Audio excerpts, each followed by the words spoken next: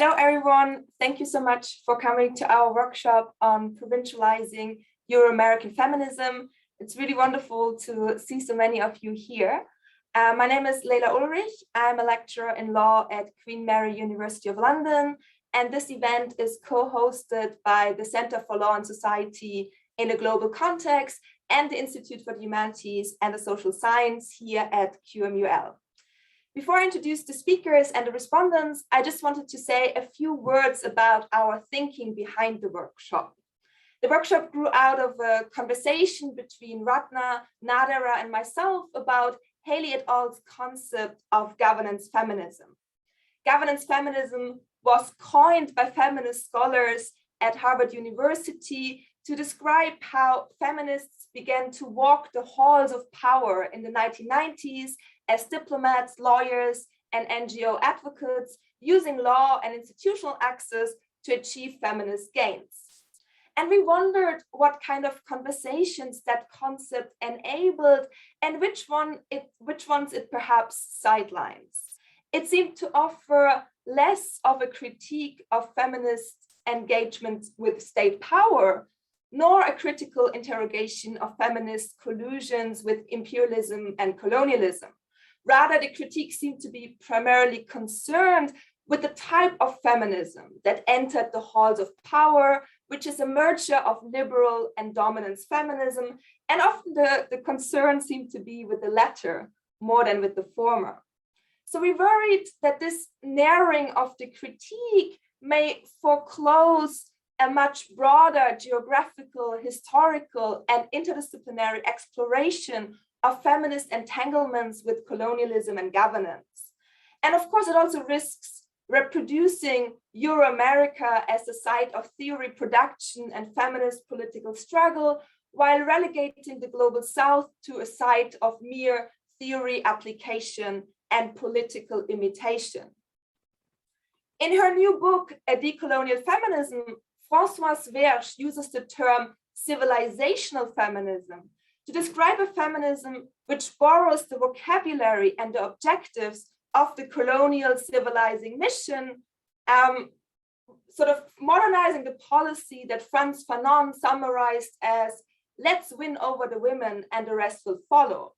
The law serves civilizational feminism in setting up an insurmountable gap between cultures that are by nature open to equality between women and men, and cultures that are by nature not, especially, of course, Islam. It could be productive to think how governance feminism works in relationship to civilizational feminism. Verge also writes, drawing on Fanon again, that France is literally the creation of its colonial empire, and the North a creation of the Global South. And this reminded me of Brian et al.'s Heart of the Race, where they write that there was no brick in Bristol that wasn't cemented with the blood of slaves. But taking the idea that the global South created the global North, that the Orient produced the Occident, taking that idea seriously also establishes people in the global South as agents of history, even if not under conditions of their choosing.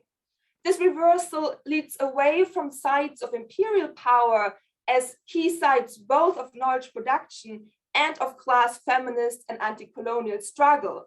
Our starting point instead becomes feminist ideas and organizing in the global South, all that feminist work that happens on a daily basis, both underground and overground.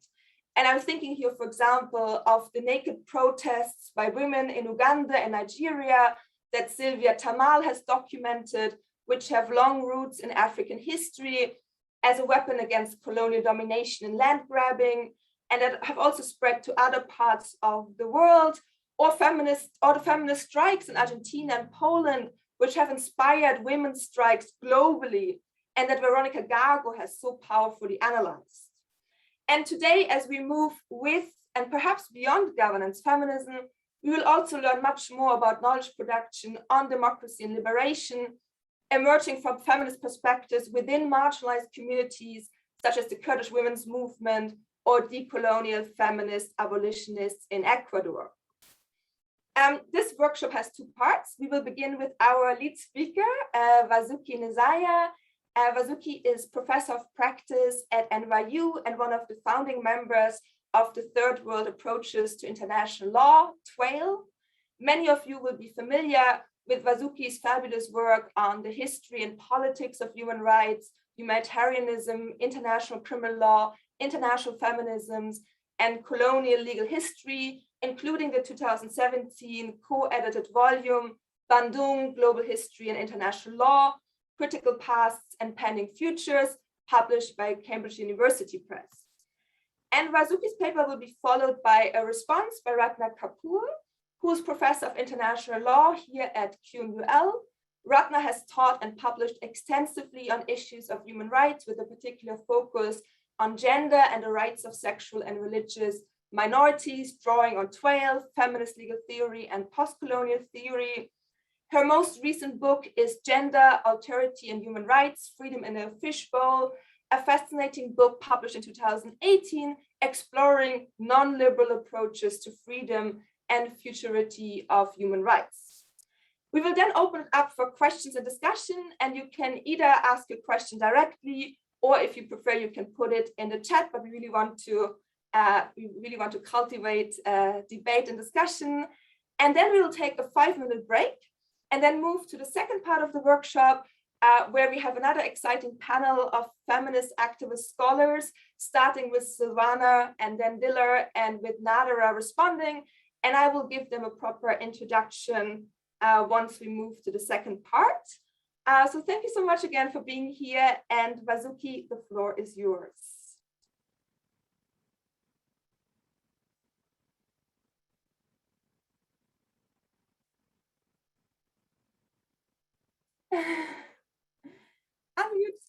Unmute.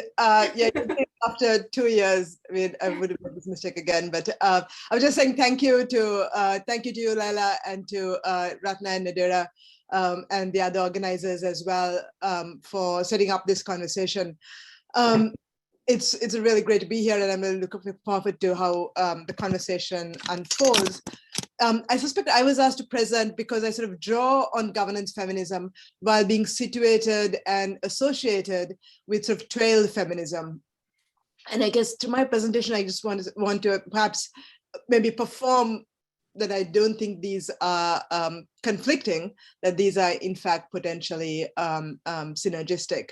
And I think an earlier iteration of this conversation was titled Governance Feminism and Its Discontents.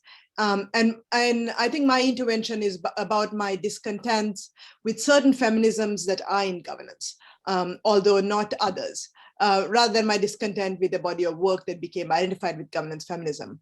And accordingly, I want to present my presentation today has a two-part modality. That part one, I will just describe a paper that is driven by anti-imperial feminisms, while also finding governance feminism as a useful way to direct my own research questions. However, these are not, I don't explicitly engage with these. In some sense, they are sort of embedded in my analysis, or the immanent in my analysis. I wish I had time to present the paper, but in the interest of time, what I will do is some hybrid between presenting the paper and describing it. And this paper, I should say, is part of my larger work on international conflict feminism, but its first appearance will be in an edited volume that Nadera is co-editing with Laila Abulugad and Rema Hemani on gender and countering violent extremism, or CVE. The second part of my presentation, and which is really just a brief coda, will take a step back and reflect on this paper in relation to governance feminism and my own grounding in sort of socialist, anti-imperial, sort of women of color feminisms.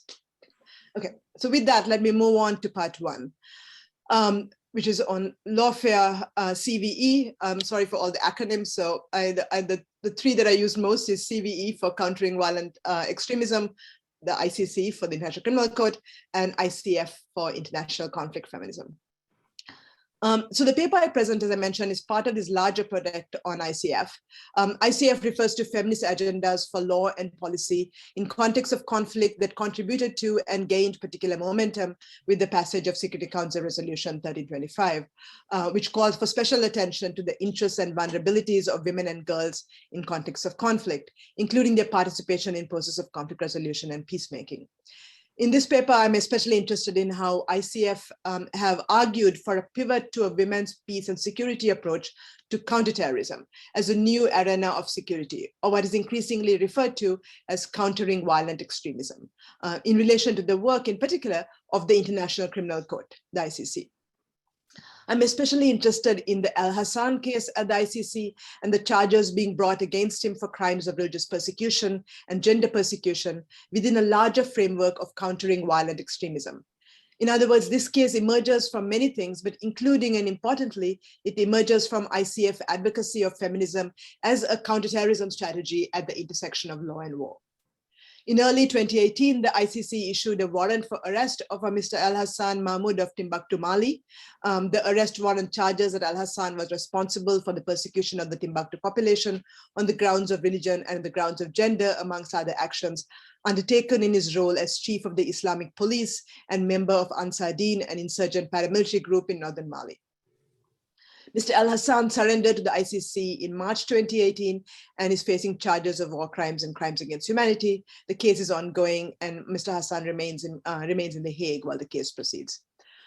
It is significant that the ICC turned to Mali in the aftermath of the January 2013 French air strikes in Mali in the name of counterterrorism. The Mali operation is part of the ongoing escalation of military, cultural and legal interventions by Security Council members linking Islam to violent extremism in Mali, France, and elsewhere in Europe and America, including the fact that when the French military operation took place, Mali was the 8th country in which the West had bombed and killed Muslims in a period of 4 years. Mr. Al-Hassan is charged with several crimes, but this case has drawn particular interest from feminist international lawyers because the crimes against humanity charges include the parallel and intersecting charges of persecution on the grounds of gender and persecution on the grounds of religion. In the prosecutor's submission, Ansar Deen is described as advocating for certain practices that persecute women and religious minorities in the name of an ideological commitment to Islam. Feminist groups immediately voiced support for the ICC's case against Al-Hassan and applauded the ICC's charge sheet as groundbreaking. Advocacy groups such as the Women's Initiative for Gender Justice and prominent individual scholars and activists, such as commentators on the International Law Girls blog, have voiced enthusiastic support. Significantly, a few months prior to the Al-Hassan indictment, organizations that have been in the forefront of ICF, international conflict feminism, for several decades, petitioned the court to turn to the ICF CVE in conjunction. For instance, the Human Rights and Gender Justice Clinic of the City University of New York, Madre, and the Organization of Women's Freedom in Iraq filed a 90-page report with the ICC pursuant to Article 15 of the Rome Statute. The report offers evidence and legal analysis regarding gender-based crimes committed by ICC, and on that basis, urges the Office of the Prosecutor to launch an investigation and calls on the international community to confront violations of women's rights by ISIS and other extremists.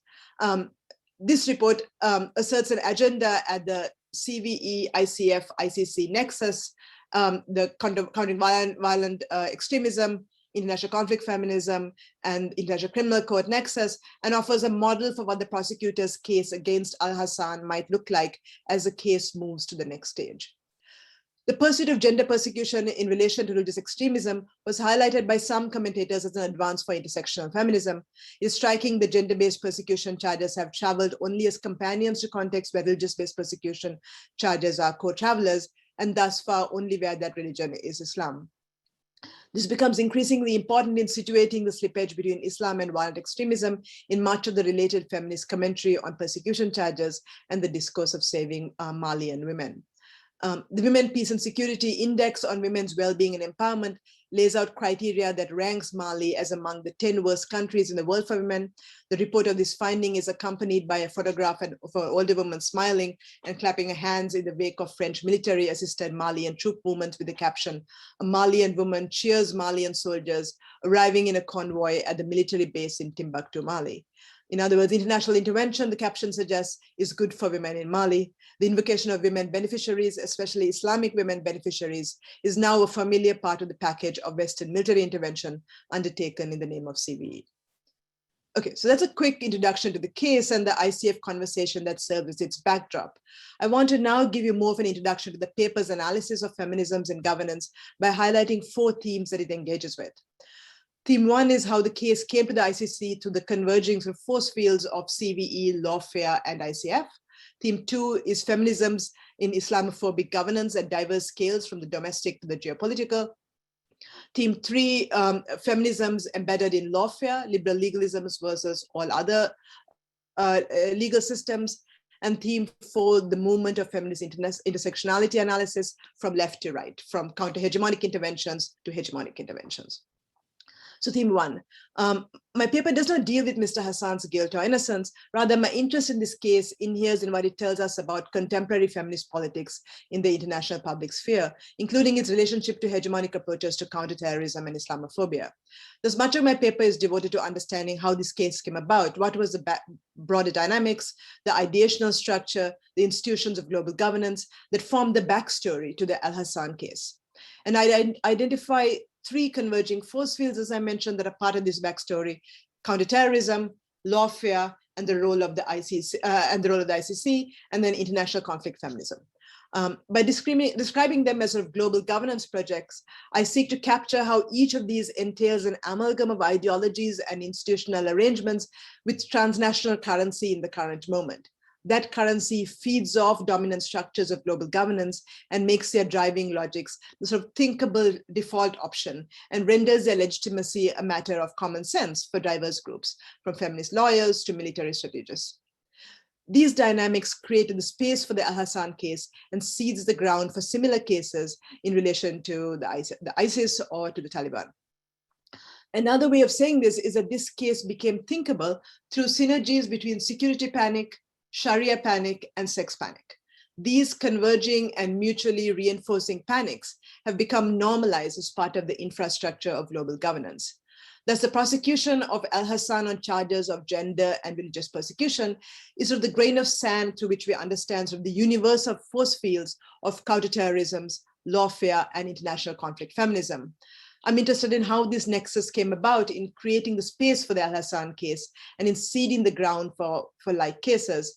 And to this end, I adopt a wide-angle perspective of the case by describing and analyzing the background global governance projects that have contributed to the emergence of this case and define the terms through which various atrocities in northern Mali are understood and engaged with.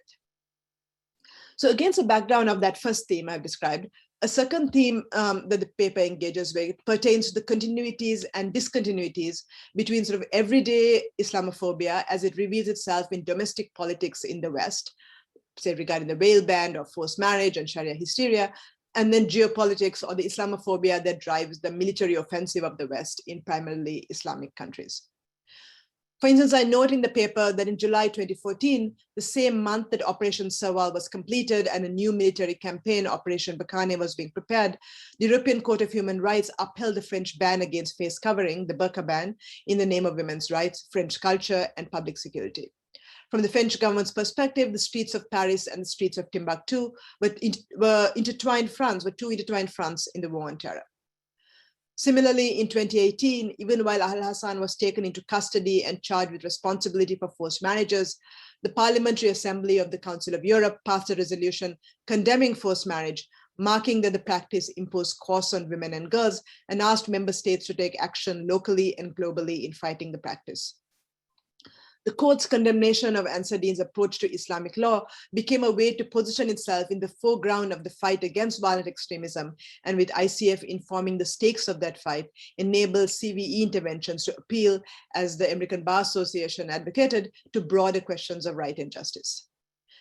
In similar vein, groups like the European Center for Law and Justice advocated for the discussion of a report on the incompatibility of Sharia law with human rights in the Council of Europe.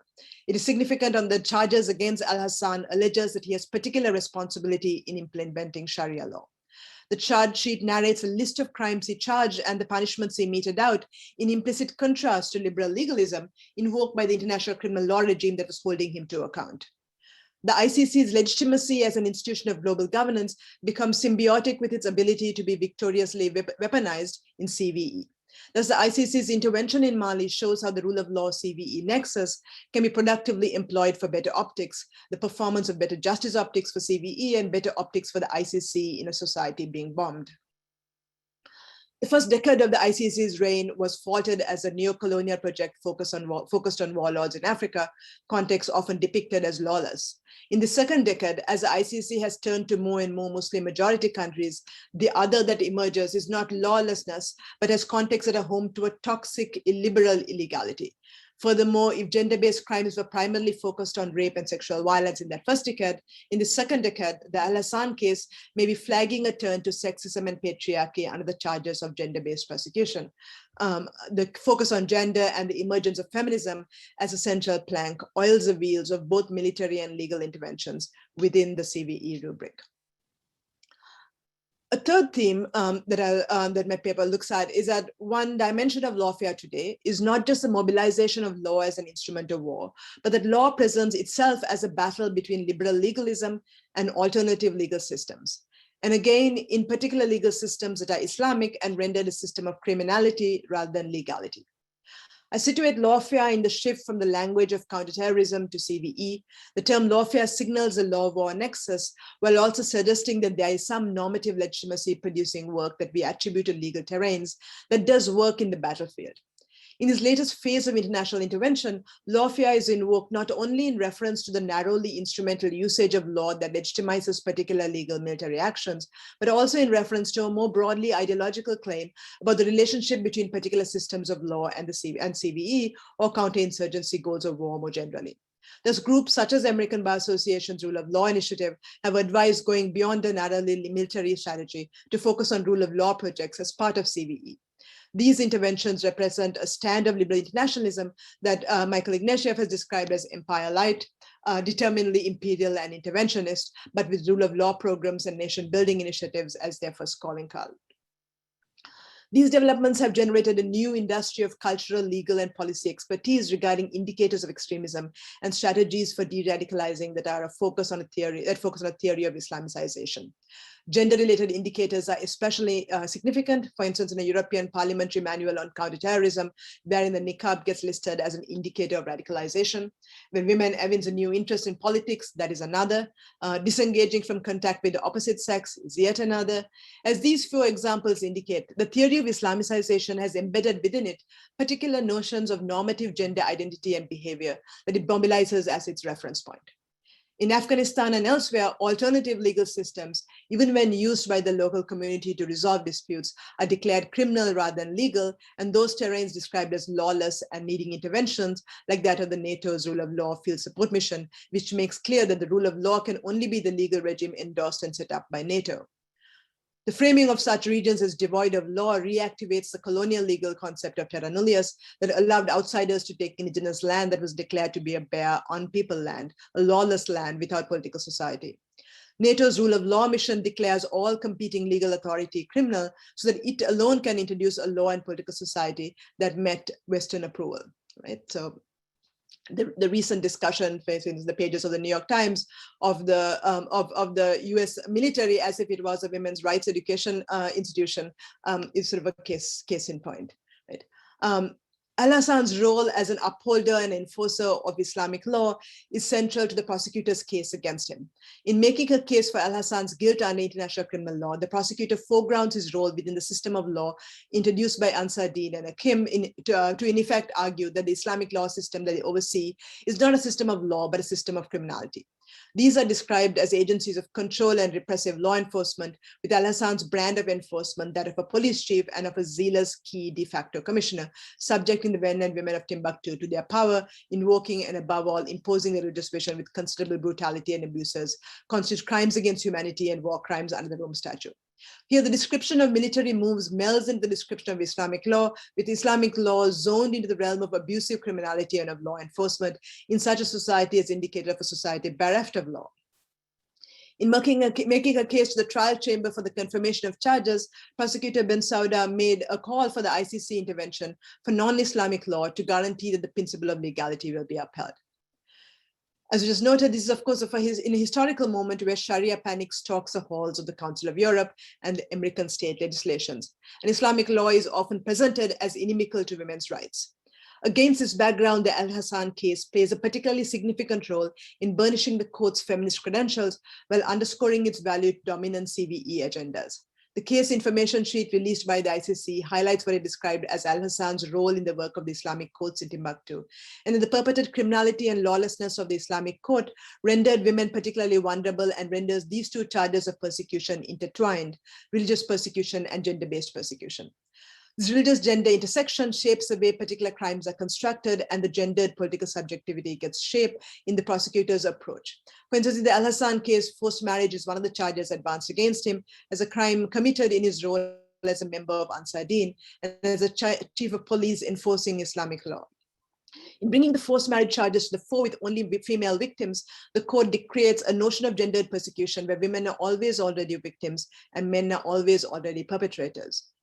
Treating forced marriage as a crime against humanity has been the subject of much debate because the term forced marriage, of course, potentially includes arranged marriages, practices that may have long local roots in a range of countries. There are concerns that the case criminalizes culture by framing forced marriage as necessarily entailing rape and sexual violence. In the Al-Hassan case, the court is also making a claim that the way marriage is recognized and legalized in the school of Islamic law upheld by Ansar Deen is a criminal code. This marks an important new phase in the vexed trajectory of cultural arguments in international criminal law through the regulation of the normative marriage contract and the normative family structure. For some feminist commentators, this opportunity to socially situate and condemn cultural practices is precisely the yield of Al-Hassan cases. They've emphasized, for instance, a socially constructivist understanding of gender allows the court to make judgment on Northern Mali society. The court can, they say, in one of these international law blogs, on feminist law blogs, examine what it meant to be female in social terms for men living under the rule of Ansar Deen and Akim.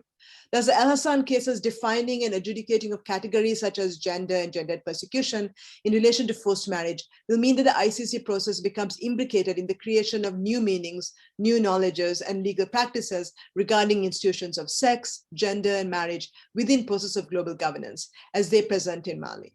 And in other contexts where Islamic jurisprudence is being invoked and social practices dubbed Islamic can be criminalized with the weight of international criminal law precedent.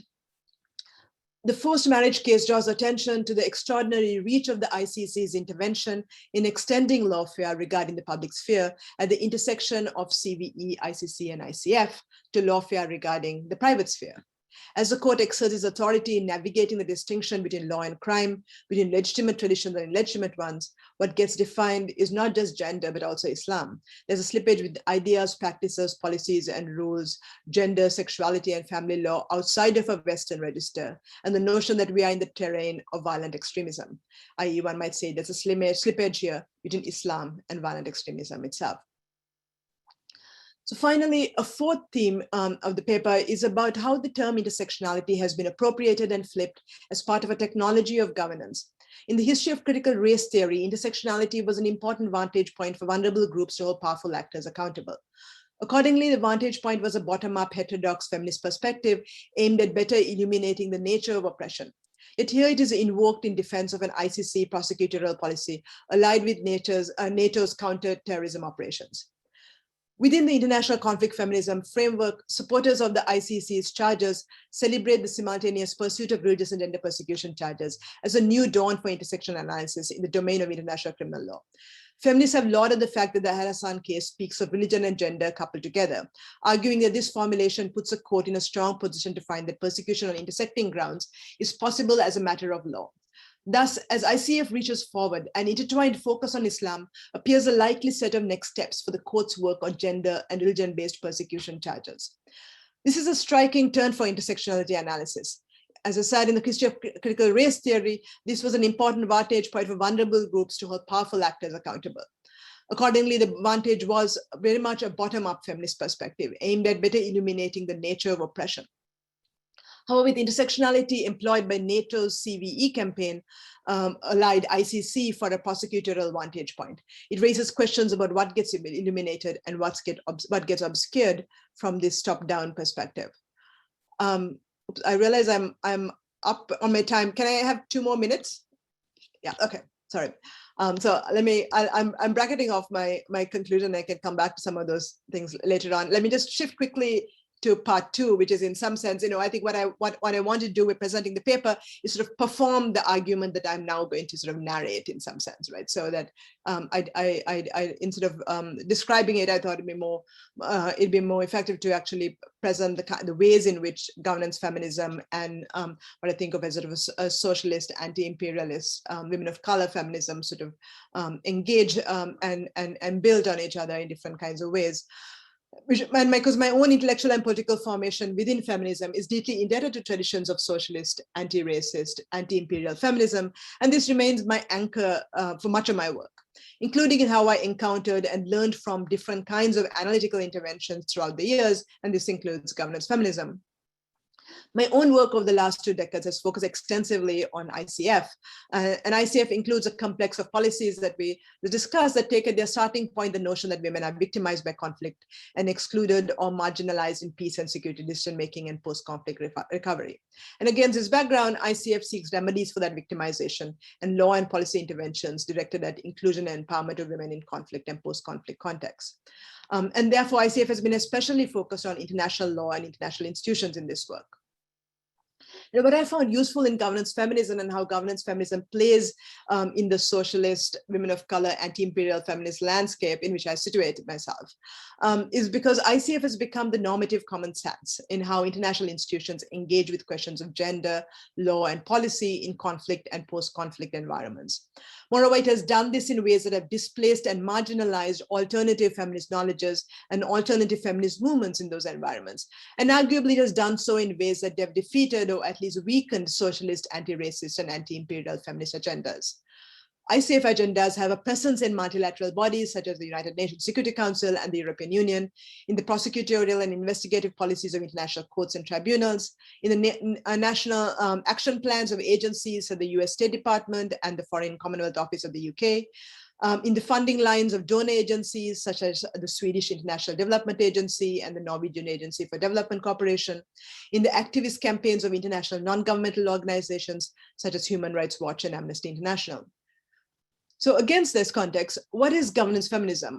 Unlike, say, socialist feminism, governance feminism is not a feminist movement, at least as far as how I understand or what I define as governance feminism for my purposes. It is not signaling the direction of its political investments in the same way. Rather, governance feminism is an analytical descriptor for every form in which feminists and feminist ideas exert a governing will within human affairs. That is how the authors of the term describe governance feminism. Every form in which feminists and feminist ideas exert a governing will within human affairs. In my own work, I see governance feminism as a research field, how feminist ideas travel in governance, understood not only as state power, but also in the more Foucauldian sense of micro-technologies of governmentality, ways of knowing, cultural practices, professional codes. And in this case, in each of the themes I mentioned, feminist ideas exert a governing power. For instance, ICF notions of marriage and women's status in Sharia law played a role in ideas of legitimate legalism. ICF ideas about Muslim women's passivity or victimization played a role in how militaries developed indicators of violent extremism. Once I noticed this role of a particular strand of feminism of ICF in governance, it is my own anchoring in socialist anti-imperial feminism that drives the questions that follow. If ICF is so powerful, if it wields such an influencing governing role, so what? Why should we care? What is at stake? What should we do about it? In other words, it is a socialist anti-imperial feminism that shapes which distributive questions I want to ask, which exclusions and forms of exploitation I want to scrutinize. And my own anchoring in sort of, when I call this socialist women of color anti-imperial feminism so unwieldy, was a term but to describe sort of all my different kinds of political investments, is what shapes my questions regarding French colonial histories in Mali. And more prominently, the ways in which contemporary engagements fit within neo-colonial relations and how feminism inflects imperial relations. Here, I'm interested in feminism in macro global governance, say Security Council resolutions authorizing bombings or referring cases to the ICC, but also in the micro technologies of governmentality, such as the practices of dress that render the niqab threatening. Governance feminism is a reminder that feminism is part of that system, that feminism too lives in the world of governance, that feminism too has a will to power. It's the antisocial, anti-imperial, women of color feminisms that are also pushed out by ICF. These are the traditions that have been excluded and marginalized, precisely because of their counter-hegemonic agendas. And these were, in other words, the governance agendas that did not make it. Okay, let me stop there. Thank you so much, Vasuki. Ratna, over to you. Thank you very much, and thanks for that fabulous presentation and fabulous paper, Vasuki. I have 10 minutes, so I will just address a couple of aspects and may not do justice to the richness of what you've just presented, but also speak to a couple of points in your talk, as well as how it relates to the governance feminist project. And hopefully my comments will hit on all the 4 themes, even if it's in a very in a very light way. Your presentation adopts this wide angle lens, as you say, to what you call international conflict feminism, which is an important chunk of your project, as well as addressing it from what I would call just the TWAIL perspective, which covers all your various labels. And ICF places gender-based violence at the heart of feminist international legal strategy. Quite specifically, you focus on the international criminal law. ICF has forged, and this is, I think, extremely important, the nexus with countering violent extremist agenda, as well as lawfare invoked to empower particular imperial military action. You deal with Mali, but also mention Afghanistan and Libya as examples as well. And this nexus captures, as you started your paper saying, the amalgam of ideologies and institutional arrangements that today have currency in the transnational arena. It's become part of the dominant structures of global governance. It's the default option. It's a matter of common sense for feminists, as well as a whole range of other actors. So as I said, there are 2 aspects I really want to highlight. The first is how the global governance agendas come together through this nexus to develop a very specific narrative on gender-based violence and religious persecution. And I think you brilliantly illustrate in the last part of your comment this in relation to intersectionality. It's developed in a critical Black feminist theoretical space, and that's been flipped from being a bottom-up heterodox feminist perspective to a top-down perspective in the context of the ICC and the campaigns on countering violent extremism. The flipping of intersectionality in IC law leads you to ask how women's rights discourse in feminist projects become conscripted in colonial, racialized, Islamophobic tropes and legacies regarding rights that then, and this is quoted from your paper, connect them to battlefields, courtrooms, judges, and generals. It's a wonderful way of presenting it. My intervention here is that, well, any feminist project can be taken up within the arena of power and flipped, including critical and radical ones.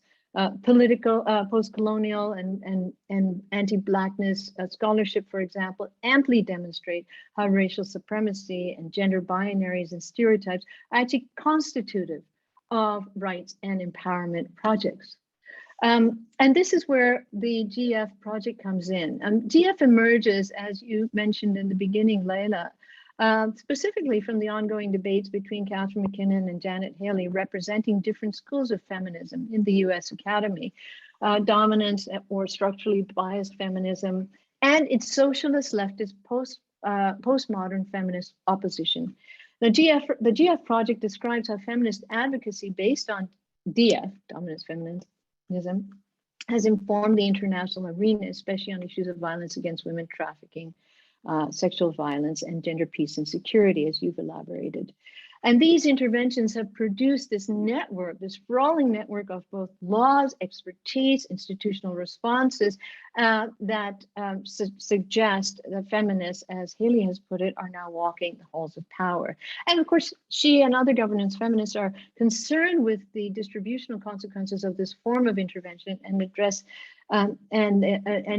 several of the articles in the 2-volume collection try to address the questions of accountability in who loses and who gains from these kinds of interventions. I think your paper is illustrative of how gender works with and through the legacies of empire. And I might add, slavery as well as racial capitalism to produce problematic outcomes. It's not that gender is vulnerable to conscription or co-option, but that specific understandings of gender are constitutive of the of international law and the human rights endeavors, rather than marking the success of or dominance of a specific school of feminist thought. And so then the question that arises is then what is the value added by governance feminism? The problem is that sometimes governance feminism, and again, I'm mostly referring to the 2 volumes brought out by Minnesota University Press, that sometimes governance feminism is presented as a heuristic device tethered to Foucault's thesis on governmentality, and that power is everywhere. And sometimes, especially I think in its attempts to go global, it becomes a noun, a new category of Euro-American feminism, one that wields power. More specifically, my concern is whether expanding the writ of GF from its provincialized location in the US Academy into this transnational space risks displacing other critical points of entry, and in the process becoming the very project that it critiques, that is, a governance project. So does governance feminism once again try to establish the Euro-Anglo-American feminist lens as the dominant mode through which others' lives, worldviews, subjectivities, and histories are viewed and understood? That's the question. The second aspect that I want to, and it's not just for you, it's for putting it out to the workshop participants. The second aspect I want to elaborate on is your discussion of the Al-Hassan case, your grain of sand at the ICC, where you build on how Islam becomes the proverbial scapegoat. Now, 2 tropes remain persistent. First, Islam is invariably collapsed with violent extremism, no matter how you try and present it. And second, that the Muslim woman is thoroughly victimized and in need of rescue. And these tropes are part of the legacies of the colonial encounter, where the other man is viewed as primitive, backward, and the other woman as a perpetual victim in need of rescue. And they continue to inform the post-colonial present. These techniques of racial othering that are applied to Muslims with reference to, you talked about marital practices or dress codes and family structures, not only build on the idea of gender as a stable category, but also how gender is to be performed and practiced as unveiled, sexually autonomous, individualistic. Any turn away from these practices is viewed with suspicion. And Vasuki, you have this fantastic example in your paper of how under the surveillance of the gender and CVE agenda, a turn away from the opposite sex by a Muslim woman is immediately seen as indicative of Islamic radicalism. The twinning of Islamic fundamentalism and the female victim recently, of course, has come back into the spotlight in relation to Afghanistan.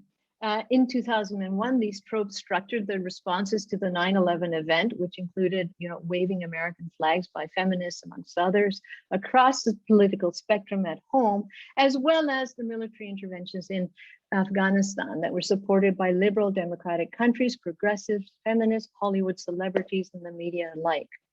The crusade to liberate Afghan women from the tyranny of Taliban rule partly justified then an endless war, a civilizing mission creep, and limitless violence over 20 years. And as Sabah Mahmood has argued, there remains a stunning silence of the role of the US in creating the miserable conditions in which Afghan women were living prior to and after the intervention, combined with the questionable assumptions and prejudices about Islam that continuously inform the original consensus and continue to remain prevalent. The rescuing of the other woman by the liberal white savior from the other red Muslim is also embedded in the upholding of the Islamic veil bans that you've mentioned by the European Court of Human Rights. The treatment of the Muslim woman in relation to the veil, and of course, even the more recent burkini controversies, becomes symbolic of what liberals and human rights advocates, including feminists of really all shades, consider problematic and reflective of gender discrimination, misogyny, violence, and so-called extremism that has been ascribed to Islam. The conviction, for example, that the burkini is an item that, in quotes, does not respect the good morals and secularism of France, in close quotes, is expounded at the very moment that European countries, including France, opposed the establishment of the Ministry of Vice and Virtue by the Taliban to survey women's conduct and dress. The point I'm making is whether it's in international criminal law or in human rights, these tropes continue to reinforce and fuel the prevalent climate of Islamophobia and racist responses to Muslims. And they do this while effacing the colonial histories, imperial military games, and political machinations of superpowers, NATO, and its allies in places like Afghanistan, Libya, Iraq, or Mali, or weaponizing of insurgency movements such as Ansar Din or the Taliban by Americans as part of its counter-terrorist operations, or the perceived threat to majority religious culture that informs the European court decisions and disguised under the veil of secularism. These are not the stories that catch the headlines, and I think that's something that your presentation suggests, Vasuki. The enduring images of these spaces is that misogyny is a central feature of Islam, and Islam is per se fundamentalist, a common sense position that you argue is a part of the currency of IL, and informs the views on all sides, including, as I suggest, critical feminist projects. They're not, outside of this. Of using these tropes or being informed. Their positions are not outside being informed by these tropes. So contemporary feminism in both its dominant and critical guise is complicit in the global embedding of the American imperium and specific forms of gender governance.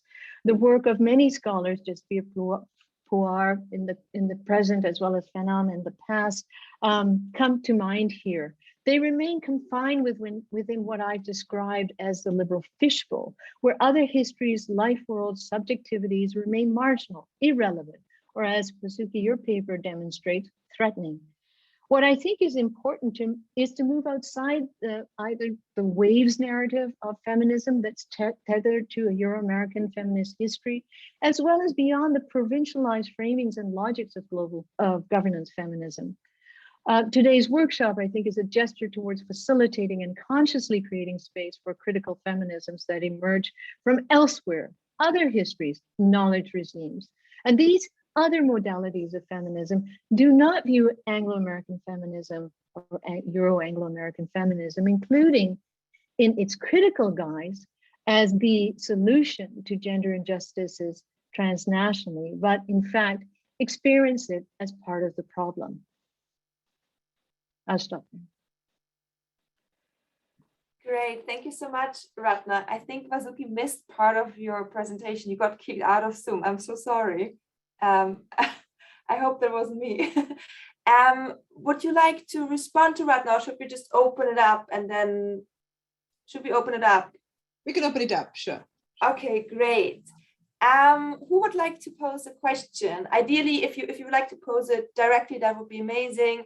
Otherwise, you can put it in the chat and I can also read it out.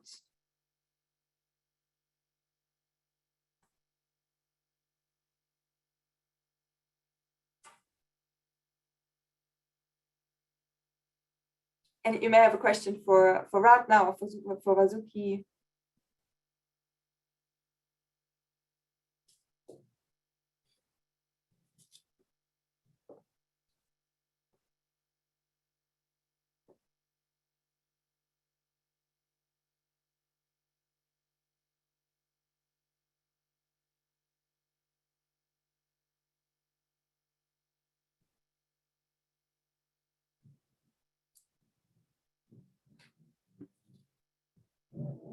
Annie, please. Thanks very much. I'm intimidated to be the kickoff here, but in the interest of trying to generate conversation, and I really appreciated such as I do all of your work, both of you. And so one of the things that I'm thinking about and trying to do in my own work is using international criminal law as a way of sparking broader conversations and being attentive to the way in which it can create rather than silence alternative spaces, so that there might be more ground, ground up, more grassroots engagement, and creating spaces that are genuinely feminist, anti-racist, anti-imperialist. And I wondered if either of you, and I think you both do, but if you might share with us examples of some of those alternative spaces that are still trying to engage with the international conversations, but don't have, that somehow can speak back effectively to in some of these spaces. I'm just very curious about, and I think that we do have some examples, but we're always kind of engaged in that that process of constantly recognizing the way in which those processes can again marginalize other spaces and other voices. So I'm just curious if you might share some examples with us.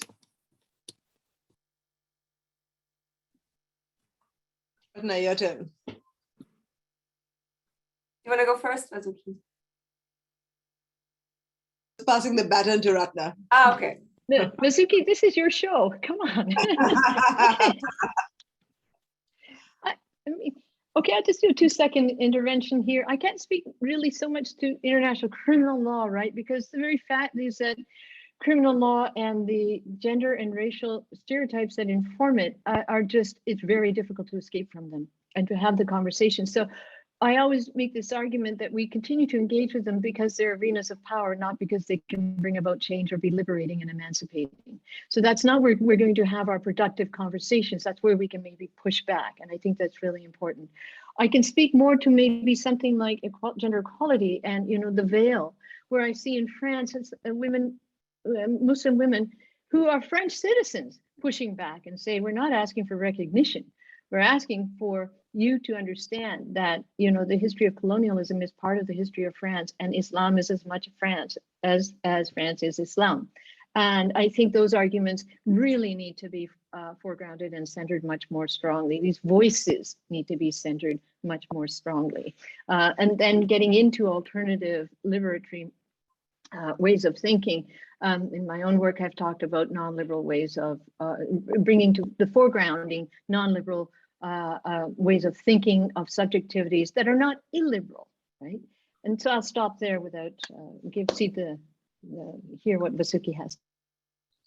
Yeah, I mean, the reason I suggested Ratna start is because I think certainly amongst us, I mean, Ratna is one of the people I think of as having done the most work in terms of thinking of alternative spaces outside, not only of sort of international criminal law and law, but also in terms of outside of feminist conversations, including sort of the dominant conversations in sort of global South feminisms, because of going and looking at the arts and looking at sort of other arenas outside of sort of law and policy and politics, and which of course the left in the global South also has its own blinders in terms of what it sees as a legitimate arena of politics, and therefore what it sees as sort of a radical conversations that are worth listening to. So I mean, I think there's a lot going on, whether it's perhaps by definition it's things that are not necessarily always audible in the global public sphere, and that's part of the thing. There's certainly so that's one thing, and then there certainly are, however, interventions. I mean, this is I don't know whether any of you have seen the movie Timbuktu. That's a very, very beautiful, sort of poetic movie in some sense by Abdurrahman Sissako, actually dealing in some sense with the same context from which Al-Hassan emerges, but it's I think a beautiful testimony in some sense of sort of local Malian Muslim traditions, and where women in this movie have a particularly strong role. in terms of having a sort of deep, a deep sense of resistance. I mean, there are musicians and others have a very deep sense of their own sense of space and emancipation in ways that that have different kinds of analogies, perhaps anyway, the kinds of things that you're talking about in alternative conversations. And I think some of that is about, us being able to listen differently and redefine the political in ways that are outside of government political conversation. So let me stop there. Thanks very much. Thank you so much. We also have a question by Carolyn in the chat. Carolyn, would you like to pose it yourself, or should I pose it for you?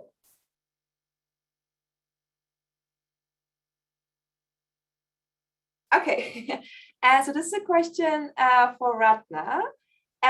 If governance feminism can remain as a heuristic project rather than as a noun, do you feel more comfortable for it leaving more room for other critical feminisms? Where do you see its proper place?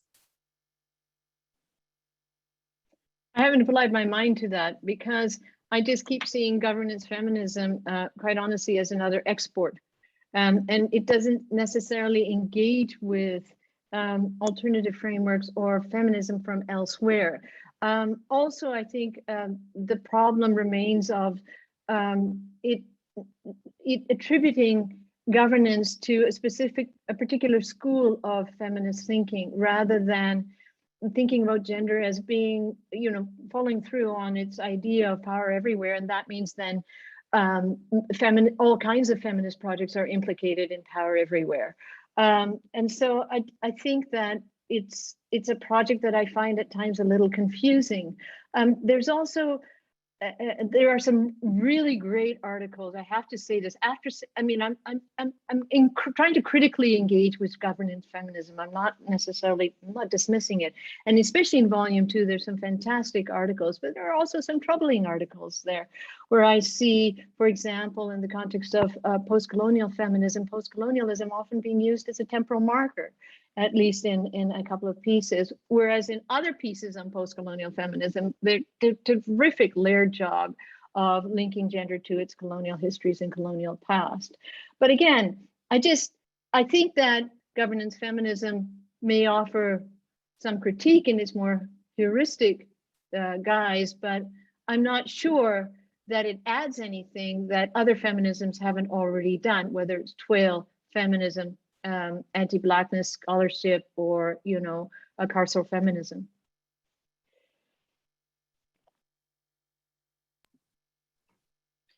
Yeah, should I intervene, Laila, while we're waiting for another question?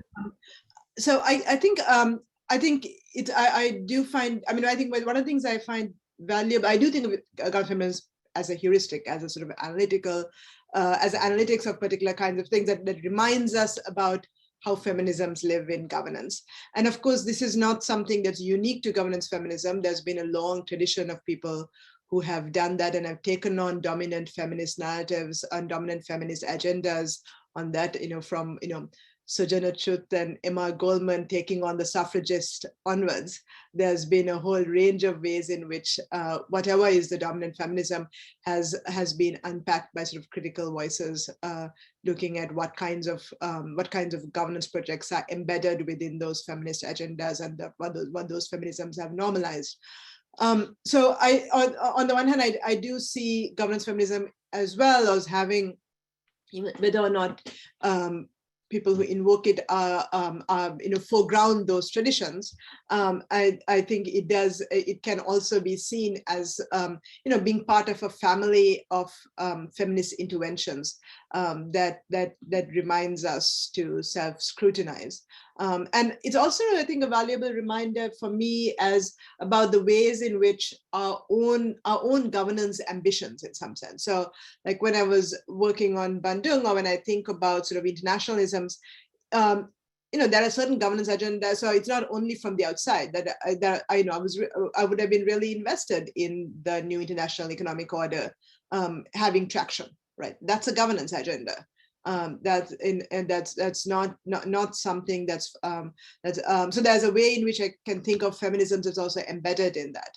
And perhaps the last thing I want to say about governance feminism is that, actually, I don't know, I mean, beyond what I've read, which you guys have probably read as well, in terms of the sort of the dominant, I haven't had conversations with any of them about the prehistory to those articles that came out introducing the term.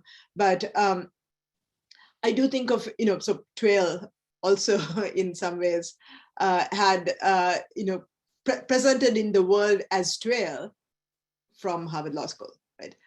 But on the other hand, it's the way Trail sees its histories is certainly not about, it's certainly a way of rooting back to anti-colonial traditions and anti-colonial and the global South. So thinking of the global South really as a political project rather than a geographic one.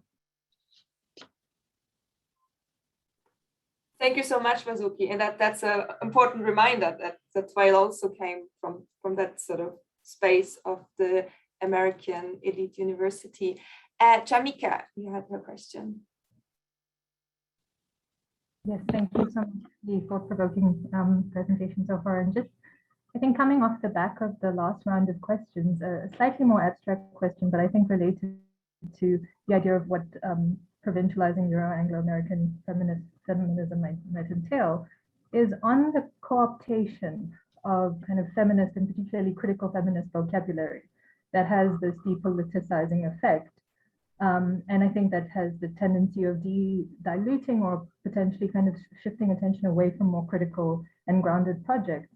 I'm just curious as to whether, especially in the mainstream, there are strategies to avoid having to inevitably reinvent the wheel in terms of having to kind of rehash arguments that attempt to make the claim that these kind of varying oppressions are co-constitutive, but also that they're historically contingent and systemic, as opposed to kind of isolated and atomistic. So almost kind of resisting the unstated, I think sometimes liberal, kind of dominant liberal paradigm. And I know that's contested even in terms of kind of how we would find liberal feminist theory. But so specifically to the question is, are there strategies that you would recommend in terms of situating yourself in discourse that allows you to kind of pivot and build rather than having to rehash, but still in some ways participate in those conversations? Because I can't help but feel that that's also somehow strategic in terms of mainstream discourse, can position critical scholars,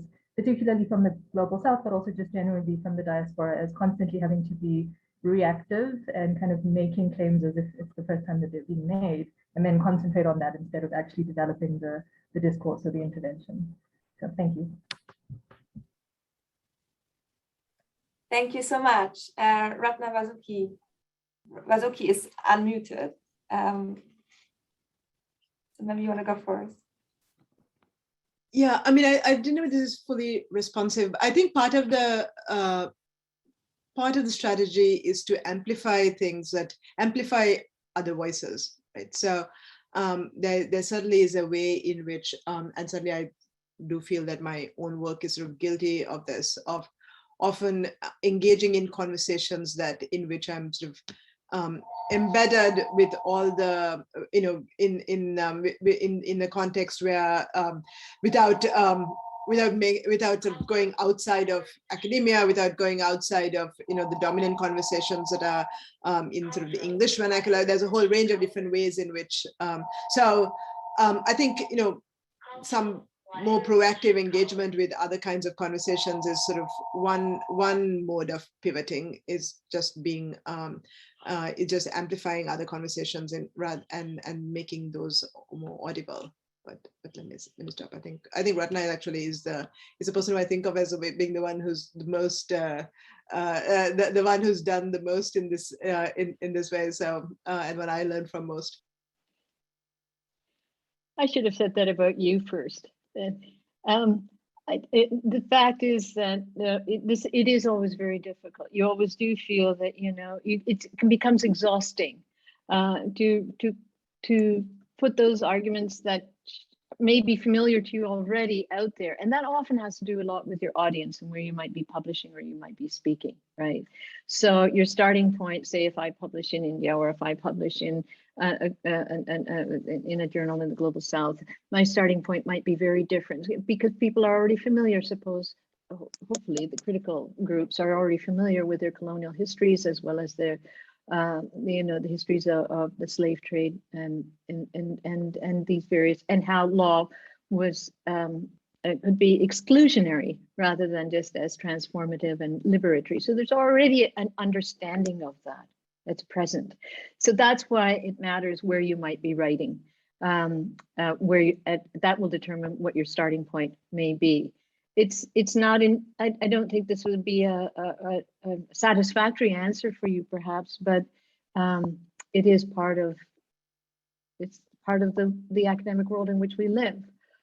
Even this conversation on governance feminism, I was constantly finding myself, I want to push back. I felt governance feminism was getting in the way of these very sophisticated critiques that I saw in, as I said, volume 2 of this collection. And what put me off initially, of course, is the way in which volume 1 did seem to be very much, mostly the work of Janet Halley.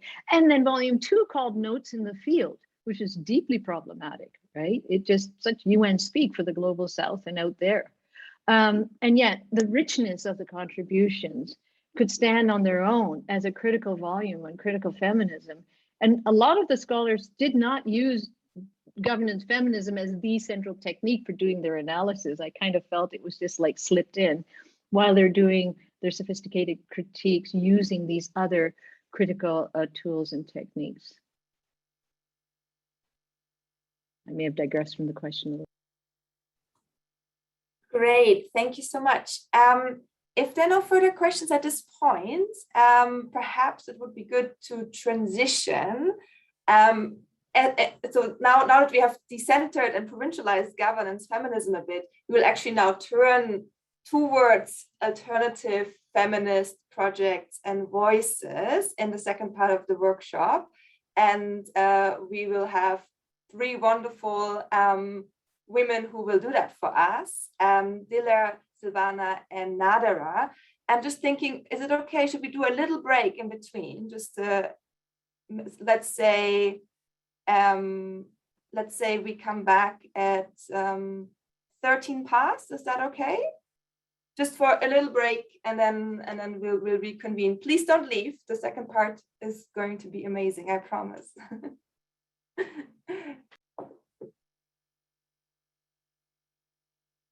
Okay, I think we now had all a chance to stretch a little bit.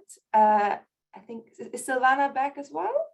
Nadara? Okay, maybe we'll, great, good to see you. And Nadara is back there as well. Great, amazing. And then let's move on to the second part of the workshop, where, as I already said, we have 3 wonderful speakers. We will start with Silvana Tapia, who is assistant professor at the Faculty of Legal Science at the Universidad de la Ciudad in Ecuador. And she also has a PhD in social legal studies from the University of Kent. Her work uses qualitative sociological and anthropological methods to understand and question the role of criminal law in people's lives, particularly survivors of gender-based violence in Ecuador. And she's also involved in activism in Ecuador. She's part of anti-carceral collectives, such as Alianza contra las Prisiones in Ecuador. And she also has a book forthcoming called Feminism, Violence Against Women and Law Reform, Decolonial Lessons from Ecuador, which will be published with Routledge Social Justice Series at the beginning of 2022, I understood. And after Silvana, we have Dila Derrick, who is the Joyce Pierce Jr. Research Fellow at Lady Margaret Hall University of Oxford, where she moved after finishing her PhD in sociology at the University of Cambridge. Building on her past work on revolutionary women's struggles, freedom concepts, and radical democracy in Kurdistan, she's investigating the intersections between state, statelessness, knowledge, and power from feminist, revolutionary, and non-state indigenous perspectives. And she also has a wonderful book that will come out next year called Kurdish Women's Movement History, Theory, and Practice, which will be published with Bluto Press. And then last, but of course not least at all, is Nadera Shalhoub-Kevorkian. She's a chair in global law at Queen Mary University of London and the Lawrence D. Biele Chair in Law at the Hebrew University of Jerusalem. Her research focuses on trauma, states, crimes, and criminology, surveillance, gender violence, and genocide studies in the Middle East. She recently published a book which examines Palestinian childhood, entitled Incarcerated Childhood and the Politics of Unchilding, published by Cambridge University Press. And she also published an edited volume, Understanding Campus Community Partnerships in Conflict Zones. And she's co-editing a book on Islam and gender-based violence at the moment. And I think Bazuki's paper that she presented today may be part of that one. So without further ado, let's start with Silvana. And thank you so much to all of you for being here today. Thank you. Good morning and good afternoon, depending on when you are. I am really, really excited and happy to be here. So thank you for putting this together. And it's an honor to share a panel with feminists whose work I admire and rely on for my own work. So I'm going to share the screen to show you just a few slides. Just a sec.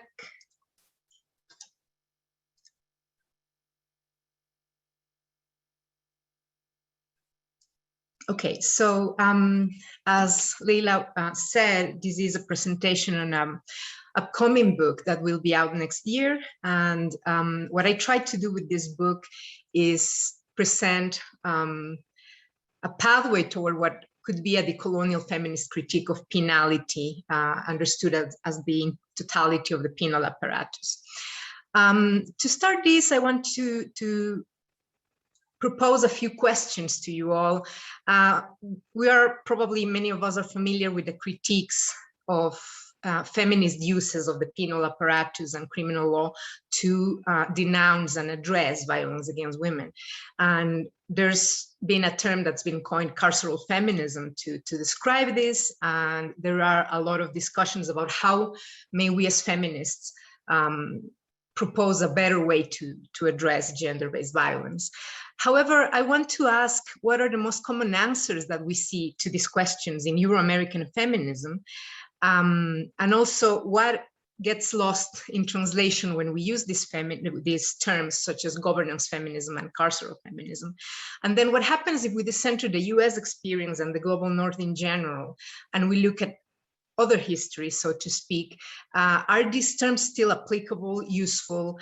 Do they describe what we need to be described in order to discuss the problematic turn to criminal law by many feminist movements? So basically what I'm trying to do is go beyond the explanatory framework of neoliberalism plus conservative movements co-opting feminisms or feminists becoming neoliberal themselves, or white feminism dominating the global scenario.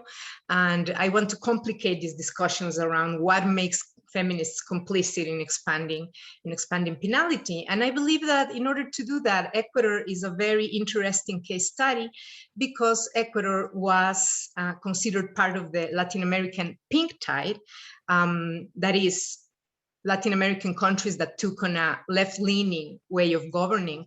And in Ecuador, this happened between 2007 and 2017.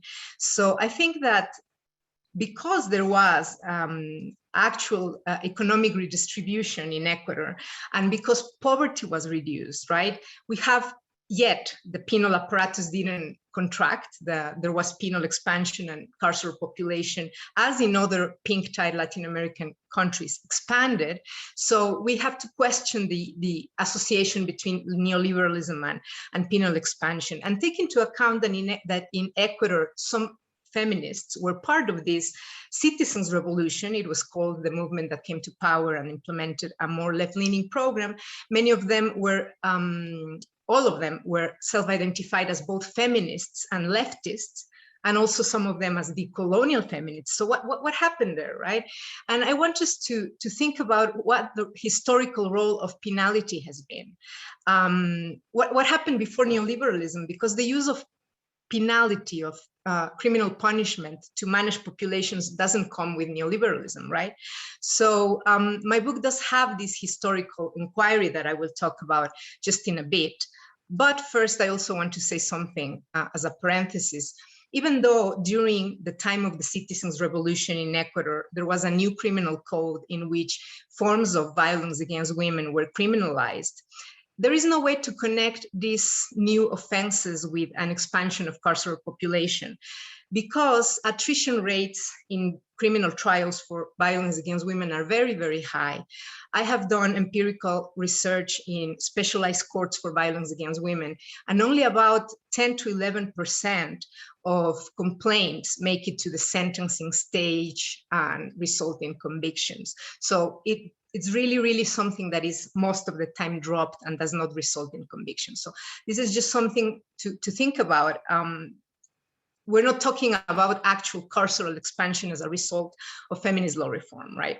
So having said that, I'm going back to the idea of penality as a colonial governing technology before neoliberalism, right? So if you look at the use of penalty in the colonial history of Latin America, you will see that it is a technology that is used to divide populations using racialized criteria, and it's also a way to enforce the colonial morality. Even already in colonial times in several Latin American countries, you can find criminal laws addressing violence against women. But of course, this is not as a response to feminist proposals, but it's rather a way to protect the traditional family.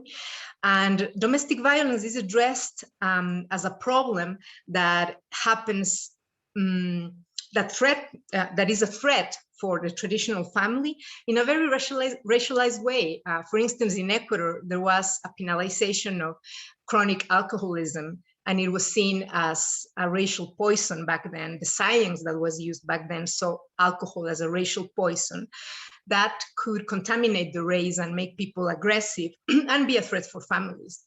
So these are examples of the use of penalty.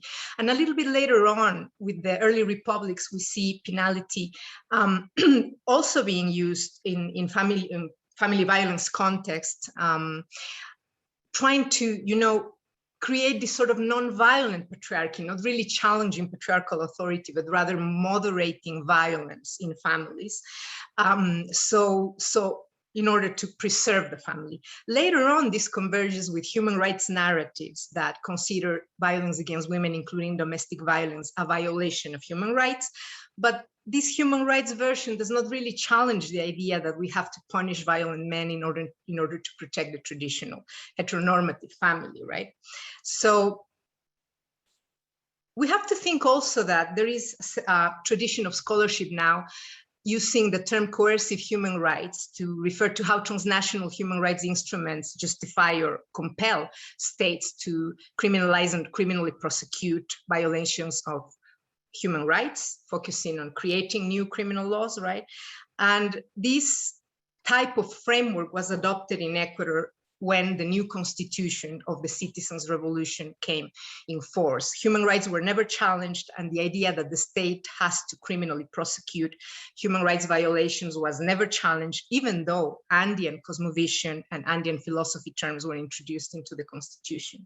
So left-leaning regimes don't really see criminal law as problematic because it's supposed to be the response to human rights violations. So, and also at the national level, something else I want to talk about is what I have termed in my book rights-based penality, which is the idea that if you incorporate human rights principles and constitutional principles, due process, rule of law, several constitutional guarantees, in order to reframe criminal law, you will produce a more innocuous, a more benign sort of kind of criminal law. And then this criminal law becomes less problematic, right? Because it looks like the punitive power of the state has been modulated, has become softer, is rational, is contained, and it promotes human rights. So progressive people are in a position now where it's less problematic to appeal to criminal law because it is a good criminal law, let's say it like that. And why am I focusing so much on human rights penalty or coercive human rights and rights-based penalty? Because I think that this is one of the most prevalent forms of discourse that I encountered when I did my empirical research in Ecuador, interviewing almost 30 self-identified feminists who were involved in different ways with the creation of the new criminal code of Ecuador that criminalized violence against women. But this is a very broad discourse that is not only used by feminists, but also, for instance, queer movements to promote the criminalization of hate crime, even environmentalist movements to create environmental crimes, right? So this is something to take into account. And so I believe that we have to start thinking about this rights-based penalty as a colonial apparatus, colonial in the sense that it continues to reproduce and silence other ways of seeing the world, including indigenous justice itself. Even though indigenous justice is recognized in the Constitution of Ecuador, it was recognized whenever it does not oppose human rights. That's what the Constitution says. So from the outset, indigenous justice is suspicious. It may be against human rights, and human rights have become this more universal morality and universal way of framing the most challenging problems that we are facing as societies today.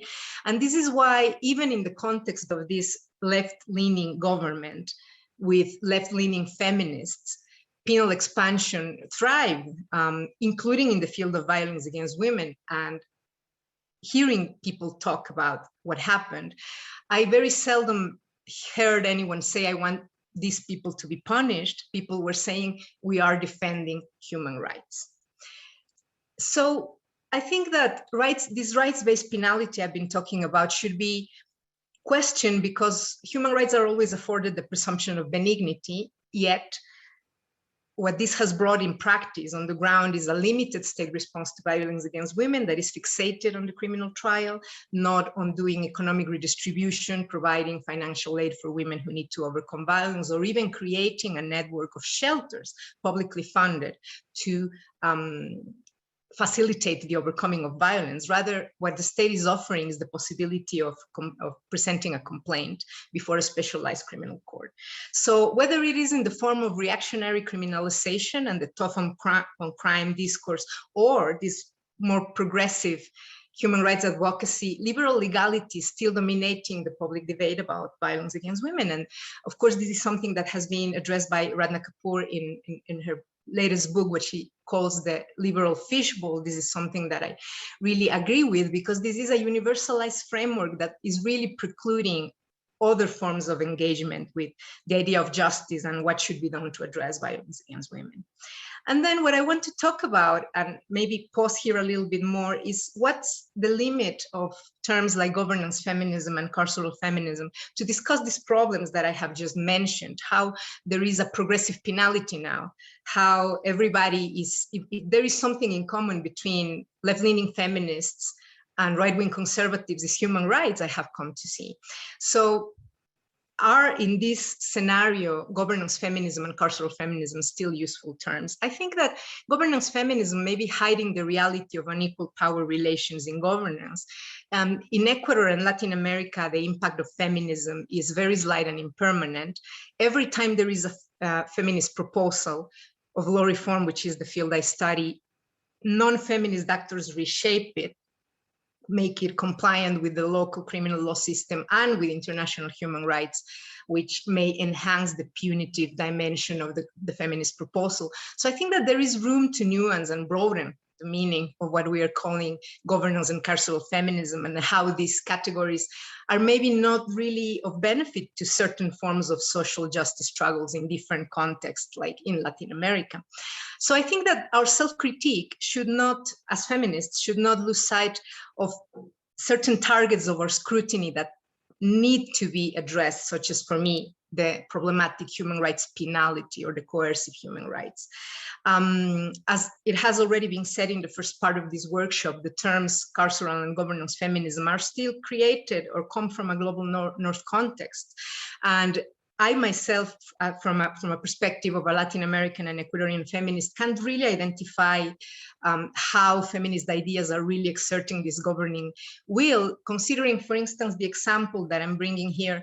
The picture that you're seeing is the picture of Paola Pavon, a former congresswoman or assembly member. Our legislature is called National Assembly, and she's one of the leftist feminists who proposed the decriminalization of abortion in 2014, together with other members of the governing party of the Citizens' Revolution. Yet, there was party discipline imposed upon them. President Rafael Correa back then threatened with quitting the presidency if this went ahead, because he is a very Catholic man and has very vocally opposed the decriminalization of abortion. So can we call the situation governance feminism? And we're talking about women who were also putting forward ideas of feminist, abolitionist ideas, and also the colonial ideas, embracing the Andean indigenous philosophy. So I think that these kind of situations, which is really not an exception, but rather the rule in Latin America, are a little bit hidden when we say governance feminism. We also lose the nuance of feminist debates. Doing empirical work shows you that there is no univocal or monolithic feminist discourse. And when these new violence against women criminal offenses were created, the discussions between feminists, there were many feminists opposing the idea of making these an ordinary, or of making violence against women an ordinary criminal offense, because of how cumbersome and onerous criminal trials are and re-victimizing for women. So these voices disappear when we say carceral feminism, right? And then in Latin America, you have several waves of anti-punitive feminism. You have movements that are regional, such as the Latin American encuentros, which have always represented a very, I would say, radical way of doing feminism outside of the it's not really a downloading of UN discourses at all, right? It's more a critique of that kind of feminist discourse. So I think that these people exist, and we need to acknowledge their existence. And then I also think that when we use governance and carceral feminism as the main analytical terms, we lose sight that criminalization does not always create carceral expansion per se, but it may cause other problems. For instance, that in Ecuador, the state is able to present itself as concerned with violence against women because it has created specialized criminal laws and specialized courts for violence against women, yet is not doing much to provide what women would see, or what women see, because I have interviewed survivors of domestic violence, what they see as protection, having a place to go with their children if they need to escape a violent attack, things like this. So this gets lost in the way, depending on how we frame our analysis. So what I want to say is that my experience of interacting with feminist networks of all sorts in Ecuador and Latin America has shown me that penalities interwoven with the protection and redress in the field of human rights. And I think that this is the association that is mostly animating feminist appeals to criminalize violence against women and to penally prosecute violence against women, rather than a more conscious or deliberate ambition to inflict punishment on men, which I think sometimes, terms such as the punitive feminist ambition, which appear in the governance feminism literature, are a bit troubling for me, because this is not really what I see or what I hear when I speak to feminist networks. I rather see that people are demanding protection of rights, but this is inextricably married, right, to punitive strategies. And this is what is happening there. So where do we go from here? I think that what I try to propose in my book is an epistemic break with liberalism. I think that we have to realize that human rights are liberal legacy, colonial legacy. Could they be decolonized? Perhaps, and they will look like something completely different, maybe, especially if we strip them from their punitive vocation that they have at this moment. And I have really been learning a lot from working with anti-punitive feminist movements in Ecuador, proposing a decolonial, anti-racist feminist and abolitionist agenda. Mujeres de Frente is one of the organizations that belong to or work with the Alliance Against Prisons, which I am a part of.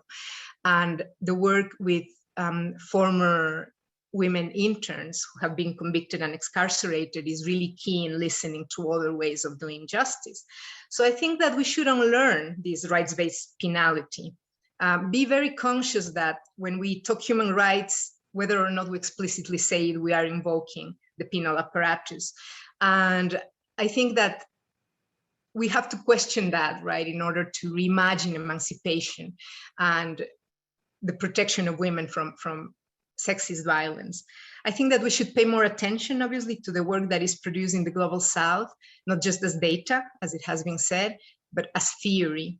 Maybe we need to learn Spanish so that we can engage more with Latin American feminists and other languages, to engage with other non-dominant work that maybe doesn't make it to the Global South, Global North, sorry, is never known in the Global North, right? So I think that there is still the need to realize, as Ratna said before, that many of the critical terminology is also an export, and it's not going to be easy to adapt to a different type of experience and history. And so I really invite you to start maybe from scratch again and rethink all these discussions.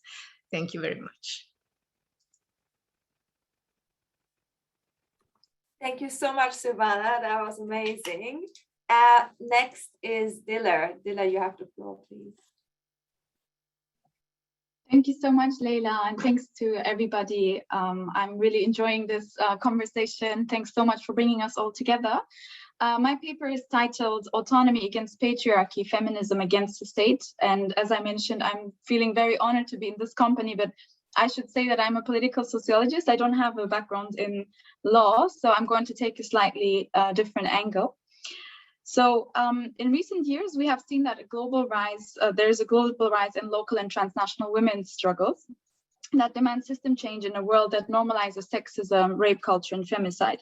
Yet in the Euro-American world, feminisms often fail to divorce themselves from agendas of state and neoliberalism, often at the expense of revolutionary feminist struggles against capitalism, ecocide, colonialism, including settler colonialism or neocolonialism, fascism and militarism in other parts of the world. And we have already heard many great contributions. I want to speak a bit more about what I think are the mentalities that inform liberal feminist approaches to change today, and particularly focusing on the relationship to the state. I'm interested in ways in which Euro-American feminisms dominate and therefore colonize global feminist imagination, and therefore have a disciplining impact on anti-system struggles and emerging solidarities in the world. I will seek to contrast this to revolutionary feminisms that view the state and the state system actually as a colonizer of life in their different collective quests for transformative justice and autonomy. And I look forward to discussing ways in which we can decenter legalistic Euro-American feminist rights discourses also in favor of political vocabularies and strategies that invoke anti-colonial and anti-system ideas around social transformation, sovereignty, and autonomy. So I will mainly focus on the cultural and ideological impact that I think Euro-American feminism has on different parts of the world. I'm not that familiar with governance feminism as such. I want to start by describing a recent CIA recruitment ad, and it features a person that identifies as a first-generation Latina and officer at CIA. So this individual is wearing a t-shirt with a pink-colored symbol of the female sex merged with a fist that is commonly associated with the Black Lives Matter movement. And as she walks through different spheres of her life, her home, her office, and so on, she says a striking sentence, and I quote here from the CIA ad: "I am a woman of color. I am a mom. I'm a cisgender millennial who has been diagnosed with generalized anxiety disorder. I am intersectional. My existence is not a box checking exercise," end quote. So this idea, the idea communicated in this PR stunt, is that people like this individual are not tokens in the CIA, or at least not anymore. In fact, they should enter such centers of power. And there's a degree of truth in this ad, of course, because we do indeed see a hegemonic type of feminism rapidly rise into the ranks of systems of power and oppression in the name of diversity and equality. So I want to know, what does this imply ideologically, also culturally speaking, for other movements in the world? I would say at the top, Euro-American liberal feminism's Western-centric, but also state-centric imagination derives from an overinvestment in institutional reform and an implicit lack of faith in wider global social transformation, or what some would call liberation.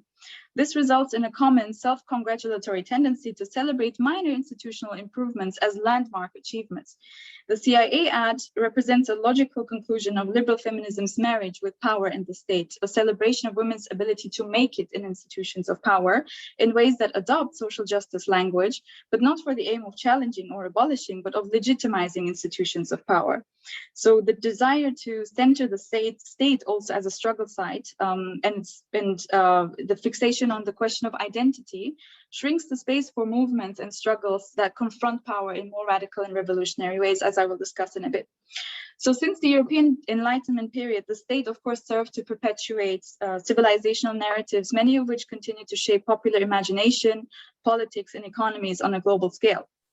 As generations of critical scholarship taught us, with the rise of European colonialism and imperialism starting in the 15th century, the epistemic domination of the globe was established by supremacist notions of science, which not only systematically excluded entire perspectives on life, meaning-giving practices and knowledge systems, but also perpetuated violence, oppression, and annihilation of communities, women, workers, and nature. And in the realm of knowledge and science, positivism's emphasis on the importance of experiments to make claims about reality and the truth, its epistemic privileging of testable facts as the primary source of knowledge, etc., are part of a dominant knowledge paradigm that not only speaks about the world, but also organizes it. Positivist knowledge production is deeply embedded in contemporary liberal theory. However, in contrast to other universalizing discourses that developed along Eurocentric views of the world, which are backed by power, hegemony, and violence, the idea that the state and its laws are benevolent enforcers of rights and order often goes unchallenged even in feminist literature. Of course, for many decades, and we have heard amazing contributions already, third world feminists, socialist feminists, Black feminists criticized hegemonic white, Western, or liberal feminist discourses around these issues and argued that no individual liberation is possible without struggles against colonialism, state terrorism, white supremacy, capitalism, and other things, and moved discourses around representation to active struggles for justice and liberation.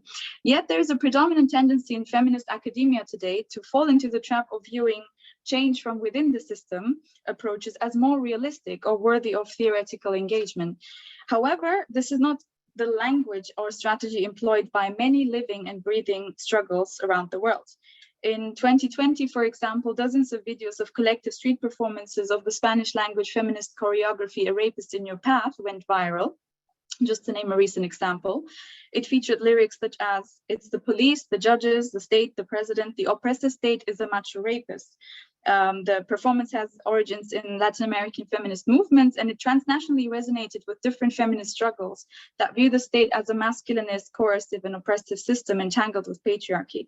And I would say that to many political communities that put liberation and autonomy, not equality or diversity, as their horizon, meaningful justice and peace can only come through system change and social transformation, not through colonial laws or legacies and institutions. But as I mentioned, this is often not a kind of knowledge or theory, and others have just mentioned it as well, that is respected as such, although oftentimes it's women's movements in the streets who do the emotional labor and the work that is required. Oftentimes, when it comes to theory, these are sidelined. Liberal notions of change tend to compartmentalize, bureaucratize, and fragment theory in action, thereby causing a loss of sight of the ways in which systems of domination are entangled. As we see fascistic ideologies rise in different contexts, we see the limits of system feminism's ability to protect women, let alone the alternatives that these create. Thinking concretely, but also imaginatively about revolution, not reform, from the perspective of women, especially those at the margins of the nation-state system, means thinking about the possibility and sustainability of meaningful social and political change from personal relations to the organization of the world economy. So engaging with the idea of women's revolution, not as an abstract utopia, but as lived realities already being built in different parts of the world, it requires faith, And it also means a global, I called it here, cognitive break with liberal feminism. And Silvana just said epistemic break with liberalism. So I'm happy about that. As well as the separation of the term revolution from traditional state-centric and male-centric associations. So I want to give a few examples from contemporary revolutionary feminist perspectives on self-determination, autonomy or governance, from the margins of the nation-state system. So in her book, Red Pedagogy, indigenous feminist scholar Sandy Grande describes how the US settler colonial system has over the course of centuries defined and redefined the status, identities, and rights of indigenous peoples through the use of law and ideas like democracy. Indigenous tribal sovereignty quests, as Sandy Grande notes, are defying the principle of America as one people, one nation. She describes by way of examples how some of the legislations that still apply today are based on sometimes century-old narrative assumptions, very racist, of course, about indigenous people and their tribalism as being incompatible with white civilization.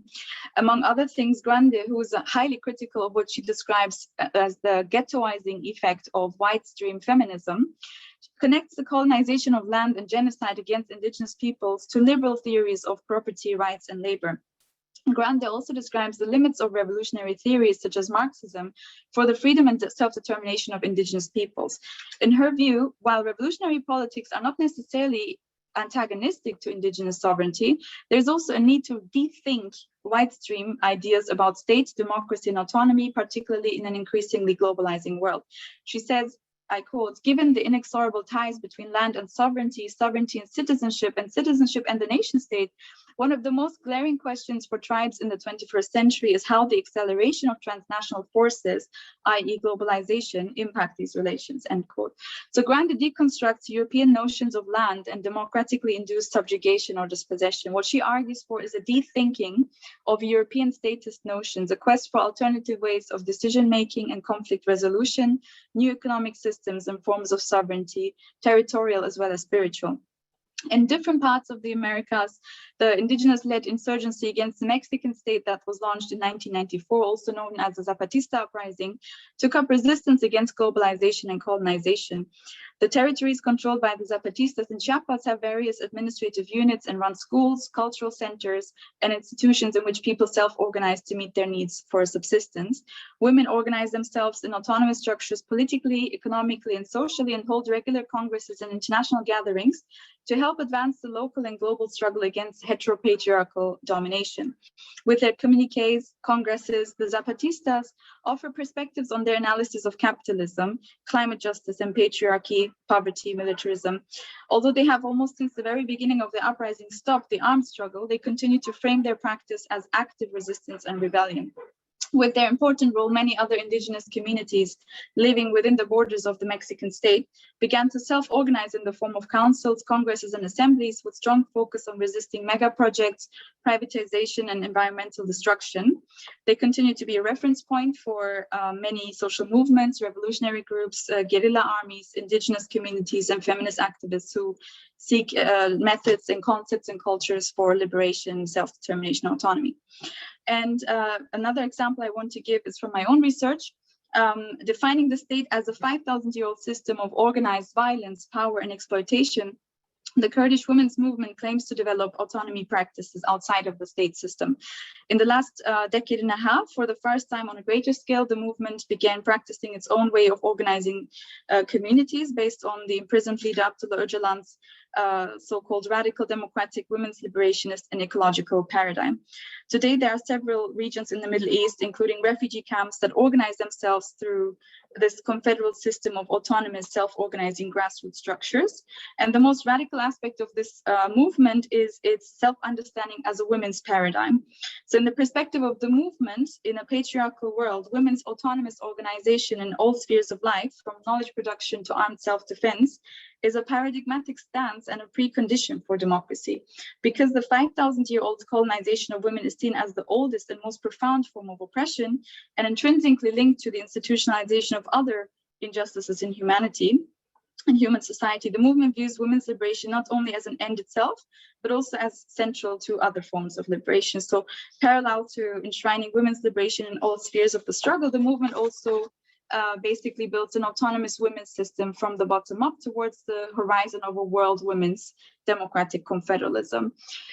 Democratic confederalism is currently being built up, as I mentioned, in different parts of the Middle East, and it is proposed as a system for different peoples, especially non-state communities and social movements in the world, not just for the Kurdish people.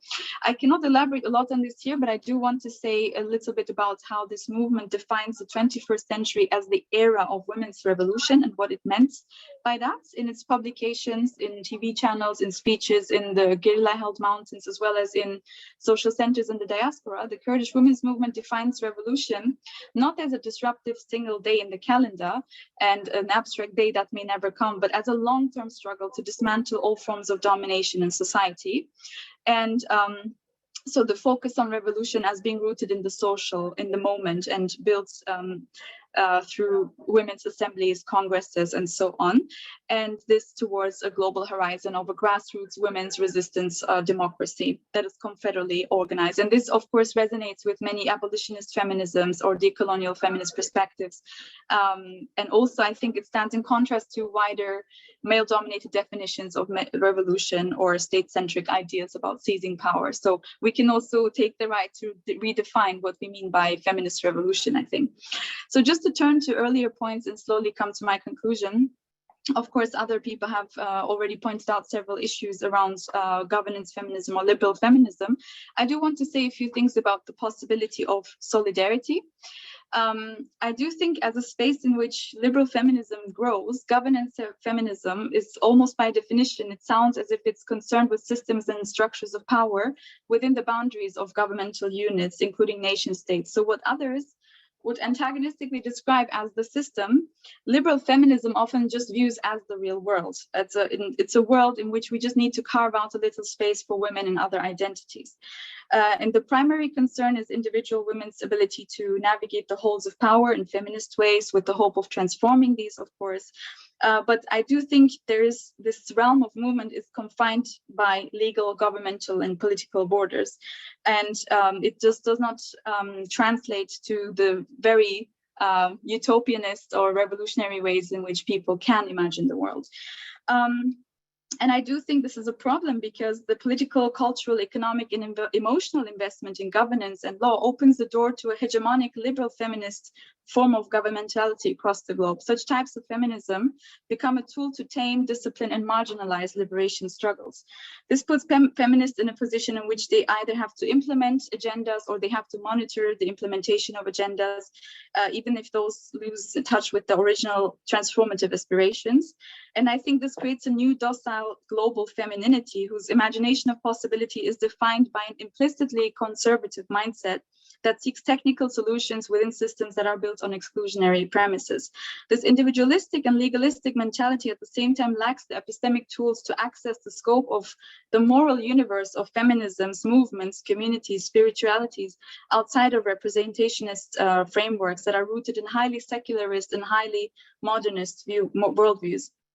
In such a climate, for example, Palestinian women's demands for decolonization and freedom can be marginalized by NGOist agendas or by the Israeli state self-fashioning as a liberal democracy. It's, I think, also very crucial to point out that governance feminisms or other forms of liberal feminism's proximity to power, whether it's tactical or strategic, is not only colonial and racial in nature, it also does little to change the conditions of white lower class women in the global north. In other words, I feel governance feminism has a limited ability to engage in transnational feminist solidarity outside of elite circles within academia, politics, or these high-level civil society or legal spaces. I'm sure many of us have observed that the contradictions of grassroots movements or activists having to perform along certain mainstream lines in order to be allowed into the professional world of system feminism. And this is a form of assimilation and civilization that pacifies movements rather than transforms the system. We do see today a rise of anti-system feminist work, both theoretical and practical. It brings issues together, such as climate change, poverty, femicide, and other things. And I do think that what the earlier mentioned struggles have in common is that the They believe that the mere inclusion of some women into spaces of power basically does not amount to changes in the lives of women more broadly, especially in context of colonization and collective oppression. I will come to my conclusion because I know I'm running out of time. I do think it's important to recognize that different movements have alternative arsenals as reference points other than law. For example, ancestral knowledge, longue durée history analyses, or spiritual or highly ideological worldviews, and that's okay. Many such locally rooted movements have been developing also internationalist perspectives and are engaged in alliance building, but we are often not seeing this. They often claim to have qualitatively different notion of politics with alternative methods and mentalities to dismantle rather than seize power, and in order to break this patriarchal solidarity that connects domestic violence to world politics. I do think that it's a problem, of course. We see this global rise in NGOization as well. There's a Moroccan sociologist called Zakia Salim who calls this an intervention in the social fabric of different communities. So NGOization has, of course, been criticized by many feminists. And there's also co-optation, which I am seeing, of course, in the case of the Kurdish women's liberation movement, which has for decades fought against the second largest NATO army, but is now being reframed along mainstream feminist ideological interpretations. So just my very last point before I reach the 20, engaging with revolutionary, anti-capitalist, anti-colonial, anti-racist, abolitionist, non-state or other alternative feminisms and anti-system struggles in a connected manner that decenters the debates in the global north is very important. It's a matter of self-defense. It's a way of challenging the Euro-American feminism's legalistic framing of change by centering the agency of actors that embody different notions of justice, governance, and society outside of the nation-state system, and validating generally anti-system feminisms in all the diversity of tactics as politically viable in spaces of feminist action allows for different feminist politics and solidarity that do not rely on the state as the savior or the questionable idea of the international community that anyway excludes many communities. It allows for more creative and imaginative discussion and acknowledges the multitude of resistance practices embodied by different people. And I do agree that to counter the colonization of radical imagination by liberal feminist PR-oriented mindsets, it is useful to break with the construction of feminist histories in terms of waves. I think it was Ratna who mentioned something like that. We can decolonize the history of resistance against patriarchy outside of the Euro-American realm by centering and taking seriously and engaging directly with theory and knowledge produced by revolutionary movements today. And in light of the recent rise of apolitical corporate feminisms, sustainability, both political and ecological, should be a matter of concern to everyone who sees feminism as a radical oppositional project for the masses and not an option or opinion that is reconcilable with capital, empire, and the state, and certainly not a way to decorate the CIA's deadly ambitions. Thank you. Thank you so much, Dilur. Wow. And now we have Nadara, who finishes us off. Yeah, thank you very much for amazing paper. Thank you for staying until now. I know that it's difficult, but it is also difficult to go to governance feminism this way. And I'm wondering whether we can really start thinking through the two presentations, amazing presentations, Silvana's and Dilur, because, you know, the topics that were raised resonates with the, if I may call it, the epistemic theatricality of what governance feminism have brought to our analytical space. I'm engaging from more an interdisciplinary perspective, and I'm kind of wondering whether feminists can work, or feminist work interventions, refusals, resistance can become a toy box. You know, if I use Fred Morton, a toy box and not a toolbox, yeah, to be, and how can we really look at what is governance feminism offering us?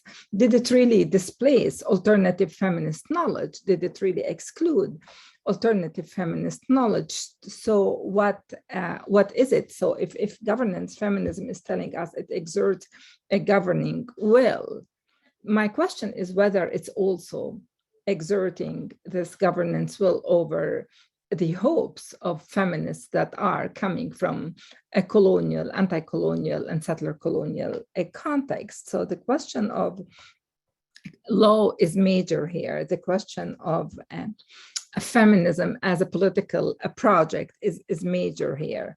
And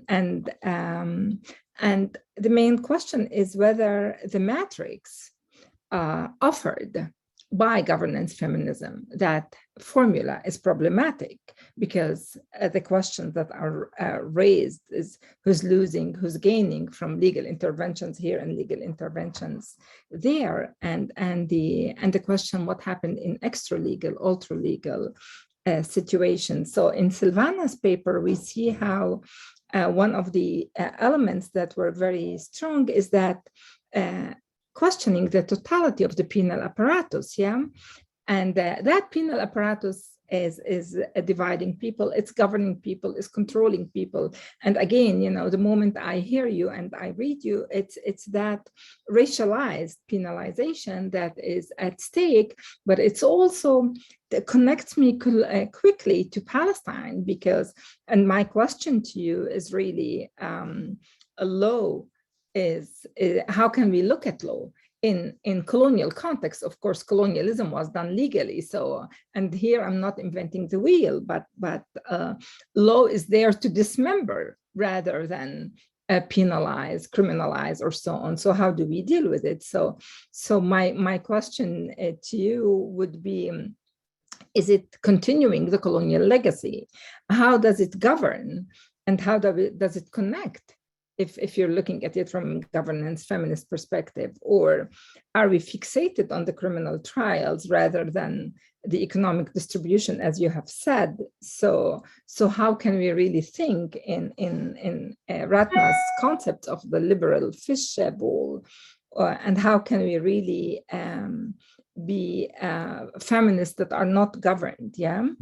And are we, by using governance feminism, shooting ourselves in our own bullets? Because really, when I think again of something that I'm currently researching, which is looking at secrecy and the use of secrecy by the state, that connects me to Diller's paper on the state. Why are we only thinking about the state when in the state itself, through the state itself, there are also legal aspects that are purely violence against women and GBVs that are not defined, are not framed, are not constructed as such.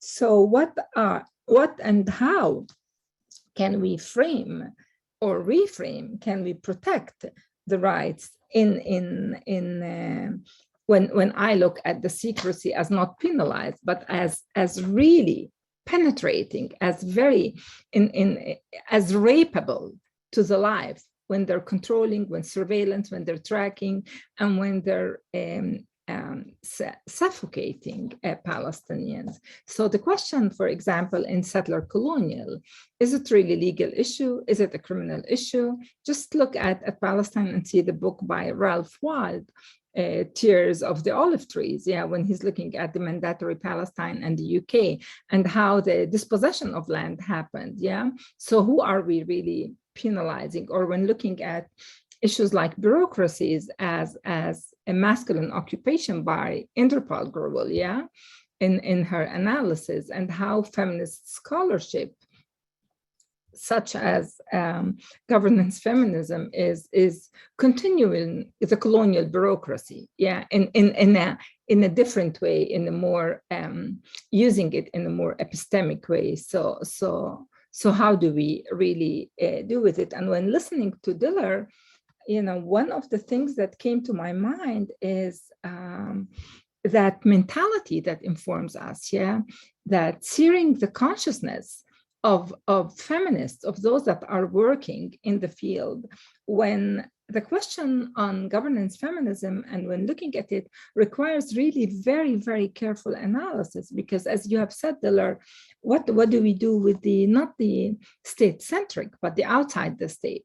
But what can you do when there is no state and when everything around you that is called and defined as governance feminism is the only space of breathing in spaces that are totally asphyxiated and are in a state of non-breathing. Yeah, if I will use a Membe's analysis. So your question is, what is the real world, is very important. Yeah, because what is the real world in whose eyes?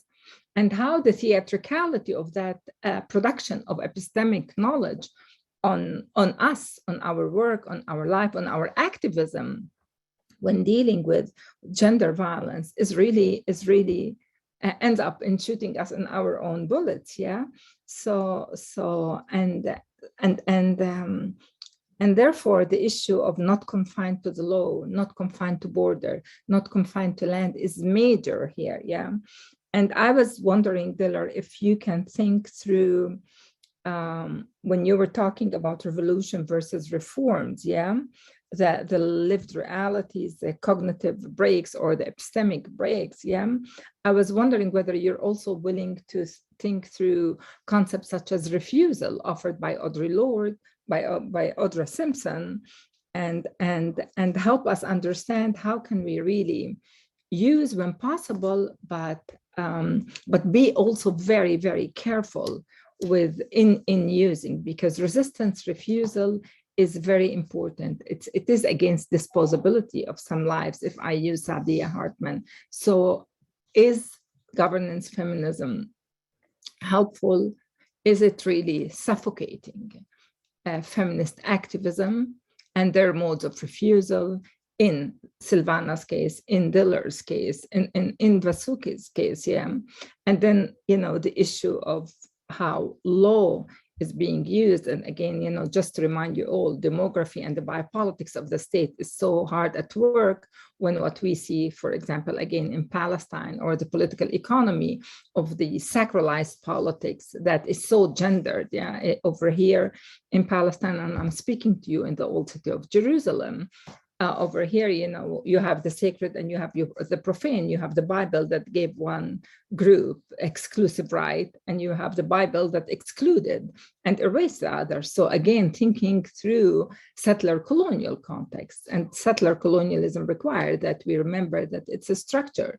It's not an event, and it's built on the logic of elimination. So governance feminism versus state feminism, then carceral feminism, then looking at abolitionism. It is about a struggle, and that struggle should be informed that, and it's about the personal story and the personal lives. It's about, and it's about different modes of expression. So the question that both presentations requires is that we critically read what you're saying and use different pedagogical methods, yeah, to understand what goes on, because the ethnocentric and the Eurocentric of the dominant tradition might end up really causing more suffocation and the eviction of our perceptions or of our activism as feminists that are working for a political project. Yeah, it's not the theatricality, and it's not the analytical and the academic. There is a clear political project. Therefore, the matrix offered is problematic if we analyze it this way in contexts where colonialism, settler colonialism, racism, and dispossession is hard at work. Thank you so much, Nadara. Wow. Before going back to Dilla and Silvana, I wanted to just open it up. I realize we have been going for very long, but it would be great if you have a question for either of the panelists. It would be amazing if you could speak now, raise it now.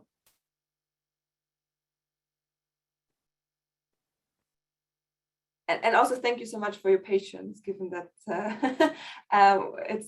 we have been running over 2 hours.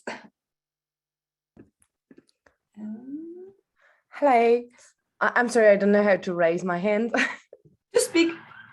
Hello, thank you so much for that really fascinating and interesting conference. So I'm Laura and I'm from France. So several of the points you raised during these 2 hours conference, well, made an echo because it's really what we're living in France. And there's like this really fascisation of the country right now.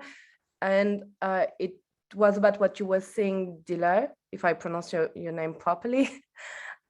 You said that governmental feminism helps more fascisation, and something like that, if I say it properly. And I think it really leads to that. It's what we're seeing in France right now with Marlène Schiappa, that says she's a feminist, and yet she encourages female nationalism reforms, and as well as you were saying, and I won't say it again because you say it so well. And I think that female nationalism, as we call it in France, we call it female nationalism, not governmental feminism. Maybe it's not exactly the two same notion. Sorry, English is not my first language, so maybe I'm not perfectly clear sometimes. I hope you understand me properly. And what can we do? What can we do in order to fight that female nationalism right now? Because it's getting more and more terrifying, and like governments in France and I suppose in other countries are using feminist ideas to reinforce domination of other groups. And at the end of the day, we know that it's going to affect all women. We can see it with the 2004 law against a religious sign at school that was targeted against hijab. And we now seeing like teenagers getting kicked out of school because they're wearing skirts, and like they're fighting against that. But we can see it affects general population, and of course we have to fight it not only because it affects general population. So my question is, is there any chance that even though we contribute in a way to government or companies, because we have to make a living at some point, and fight it from the inside, or for you we really have to take it outside? I know we don't dismantle the house's master with their tools, but still maybe there's some hope. I don't know if my question is quite clear, but really thank you so much for this conference. I've learned so much. Thank you. Thank you so much, Laura. Dila, do you want to respond first? I don't mind. Maybe Silvana wants to start.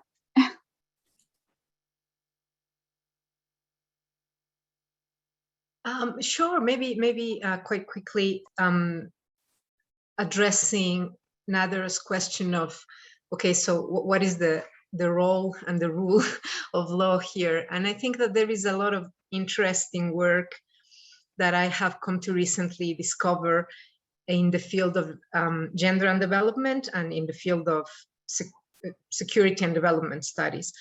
For instance, this is, I suppose, very, we could call it classical, the work, the edited collection by Komarov and Komarov, where they address the rule of law in the post-colony, and this sort of obsession with the rule of law, not only by local governments to show that they are enforcing the rule of law, but also the rule of law having become the main goal in development, international cooperation to development, and agencies that go from UN Women and UN Habitat to the Inter-American Court of Human Rights and the Inter-American Development Bank.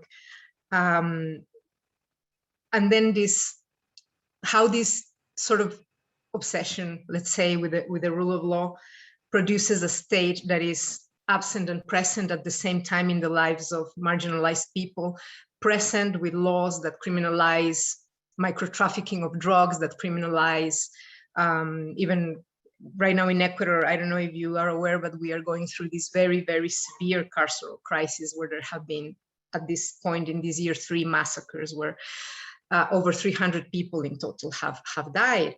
and the state is there for criminalizing these people, is not there to fight the more structural problems that lead people to have to commit crimes such as micro-trafficking. And micro-trafficking is basically the offense for which women are incarcerated for. In Ecuador's prisons, this is a majority of women are in prison for micro-trafficking.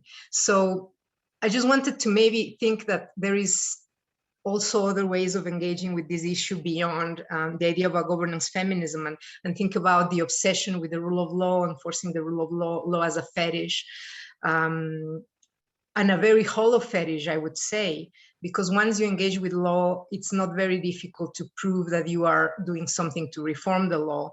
I think that this is one of the cheapest ways in which the state can present itself as worried with the issues that international agencies bring to raises a problem.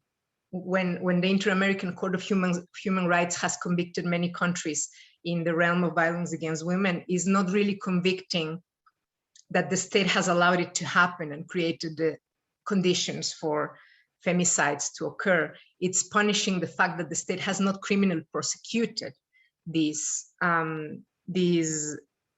terribly violent events, such as in Ciudad Juarez in Mexico, for instance. And what we don't talk too much about is what happened after the state was punished by the Inter-American Court. For instance, in Mexico, there is research that shows a lot of false accusations against racialized and impoverished men as a consequence of the Inter-American Court stressing so much the obligation of the state to criminally prosecute, as opposed to many other things that could be done to alleviate the issue of feminicide in Latin America. So I think that this obsession with the rule of law can have very perverse effects, and at the same time appear as states doing things.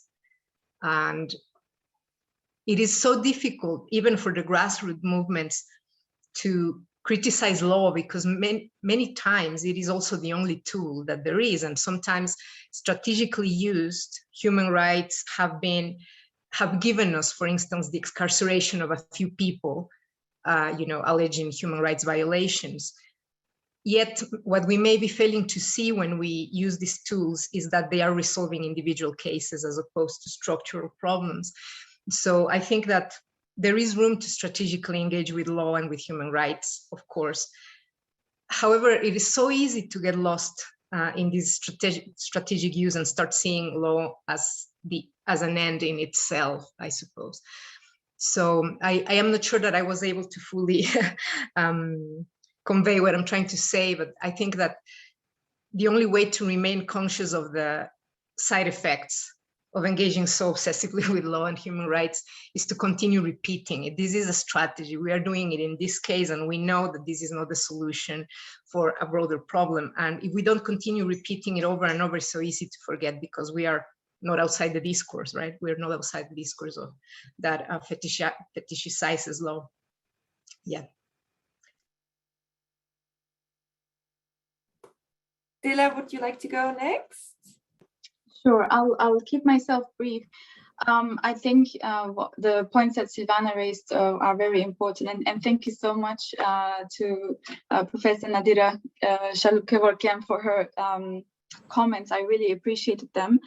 I do think, part of what I was trying to do with this presentation by just bringing in some revolutionary perspectives is because of what I think it was Silvana who mentioned. There's this power imbalance in that critical feminist perspectives often in the end reach these zones of power or these centers of power, and they are forced to engage with them, because eventually these perspectives do make it there somehow, because people bring them in or because they enter these wider discussions. But oftentimes there's the imposition of these frameworks by governance feminism or other forms of people with resources have ways of imposing their frameworks on people, and it's often not the other way around. So I think that's why the last point I was trying to make is just bringing certain vocabulary, certain theories, certain perspectives into these different spaces is so important. I do believe that there is room for having ecologies of feminist struggles. So like, we do need, of course, people who work in the sphere of law, especially international law, when it comes to questions around, for example, gender-based violence or other forms of violence. Especially, there are so many nice feminist legal alliances that have been doing such amazing, incredible work. But at the same time, that needs to always be backed by larger mass-based movements that also work to transform mentalities. And I think really this legal focus of much of this liberal feminist trend that we see today, that actually also is very just theatrical, as we'll say, like, or performative. It just wants to look like so much is changing, and actually not much is changing. So I see now, also based on my own activism, that there's this perception being created that equality is becoming more and more approachable. We have now more women in power. There's so much more diversity, but at the same time, femicide is on the rise everywhere. There's more war and militarism on a daily basis. So we should resist these images that present us with a notion of change when it's actually not translating into the lives of many women. So I think this is something very important, and that's why I do think we can learn a lot from the struggle-based knowledge of different movements, not because these are necessarily correct or because these are better or more radical or more practical than law, but because they are also valid and because they also have perspectives to share. And for example, in this, I think my kind of reluctance also with engaging sometimes with certain ideas comes also from very recent experiences that happened in the Middle East, when it comes to what happened in Palestine, in Kurdistan, in Afghanistan, and in other places. We just simply see that law does not protect women, but also what tools are available. So I think, for example, the Kurdish women's movement, which has again often resorted to trying to enter certain spaces, but it was closed until one day people discovered there is such a thing called Kurdish women's movement, and now it's being forced into these very liberal categories, and it just simply doesn't translate. So I see that activists from different revolutionary struggles are always forced to assimilate and change their language so that liberal feminism is okay with it, and then we can work and try to maybe challenge the war crimes committed against this community. And this is this very unjust power balance, which is why I think learning from movements, for example, the term often used by Kurdish women in Turkey is negotiation and struggle against the state. So on one hand, you do try to find ways of improving the situation. You use the tools available to you, including law or international law, but the main basis of whatever is happening has to be struggle. And I think this poetic imagination that comes from different revolutionary struggles, I'm only asking that we all, and I think we would all agree, that we engage in a horizontal way with these perspectives, that we acknowledge that these also exist. And this is, I think, a way to provincialize really culturally and ideologically this imposition coming from Euro-American feminism, because it's really colonizing in that it's not necessarily doing something actively bad, but it's pacifying and draining a lot of feminist energy. Yeah. Perfectly said. Thank you so much. Nadera, do you want to say something to finish? I would say only, would raise two last points, is that when we are analyzing the way a governance feminism is used, is applied, is invoked, we really need to take into consideration state criminality, and state criminality was not staged as GBV, which is really interesting. The crime of the state. We need really to look at the everydayness. I think that Diller pointed to the different perspective of feminists in the South, and I guess the everydayness, for example, here in Palestine, in the old city of Jerusalem, the mere walk to school of a child of a 7 and 8 year old is something that should be looked at as a feminist issue and not as the opposite. And maybe one thing that I would put on the table for us to think about theoretically is the effective politics produced via the use of governance feminism.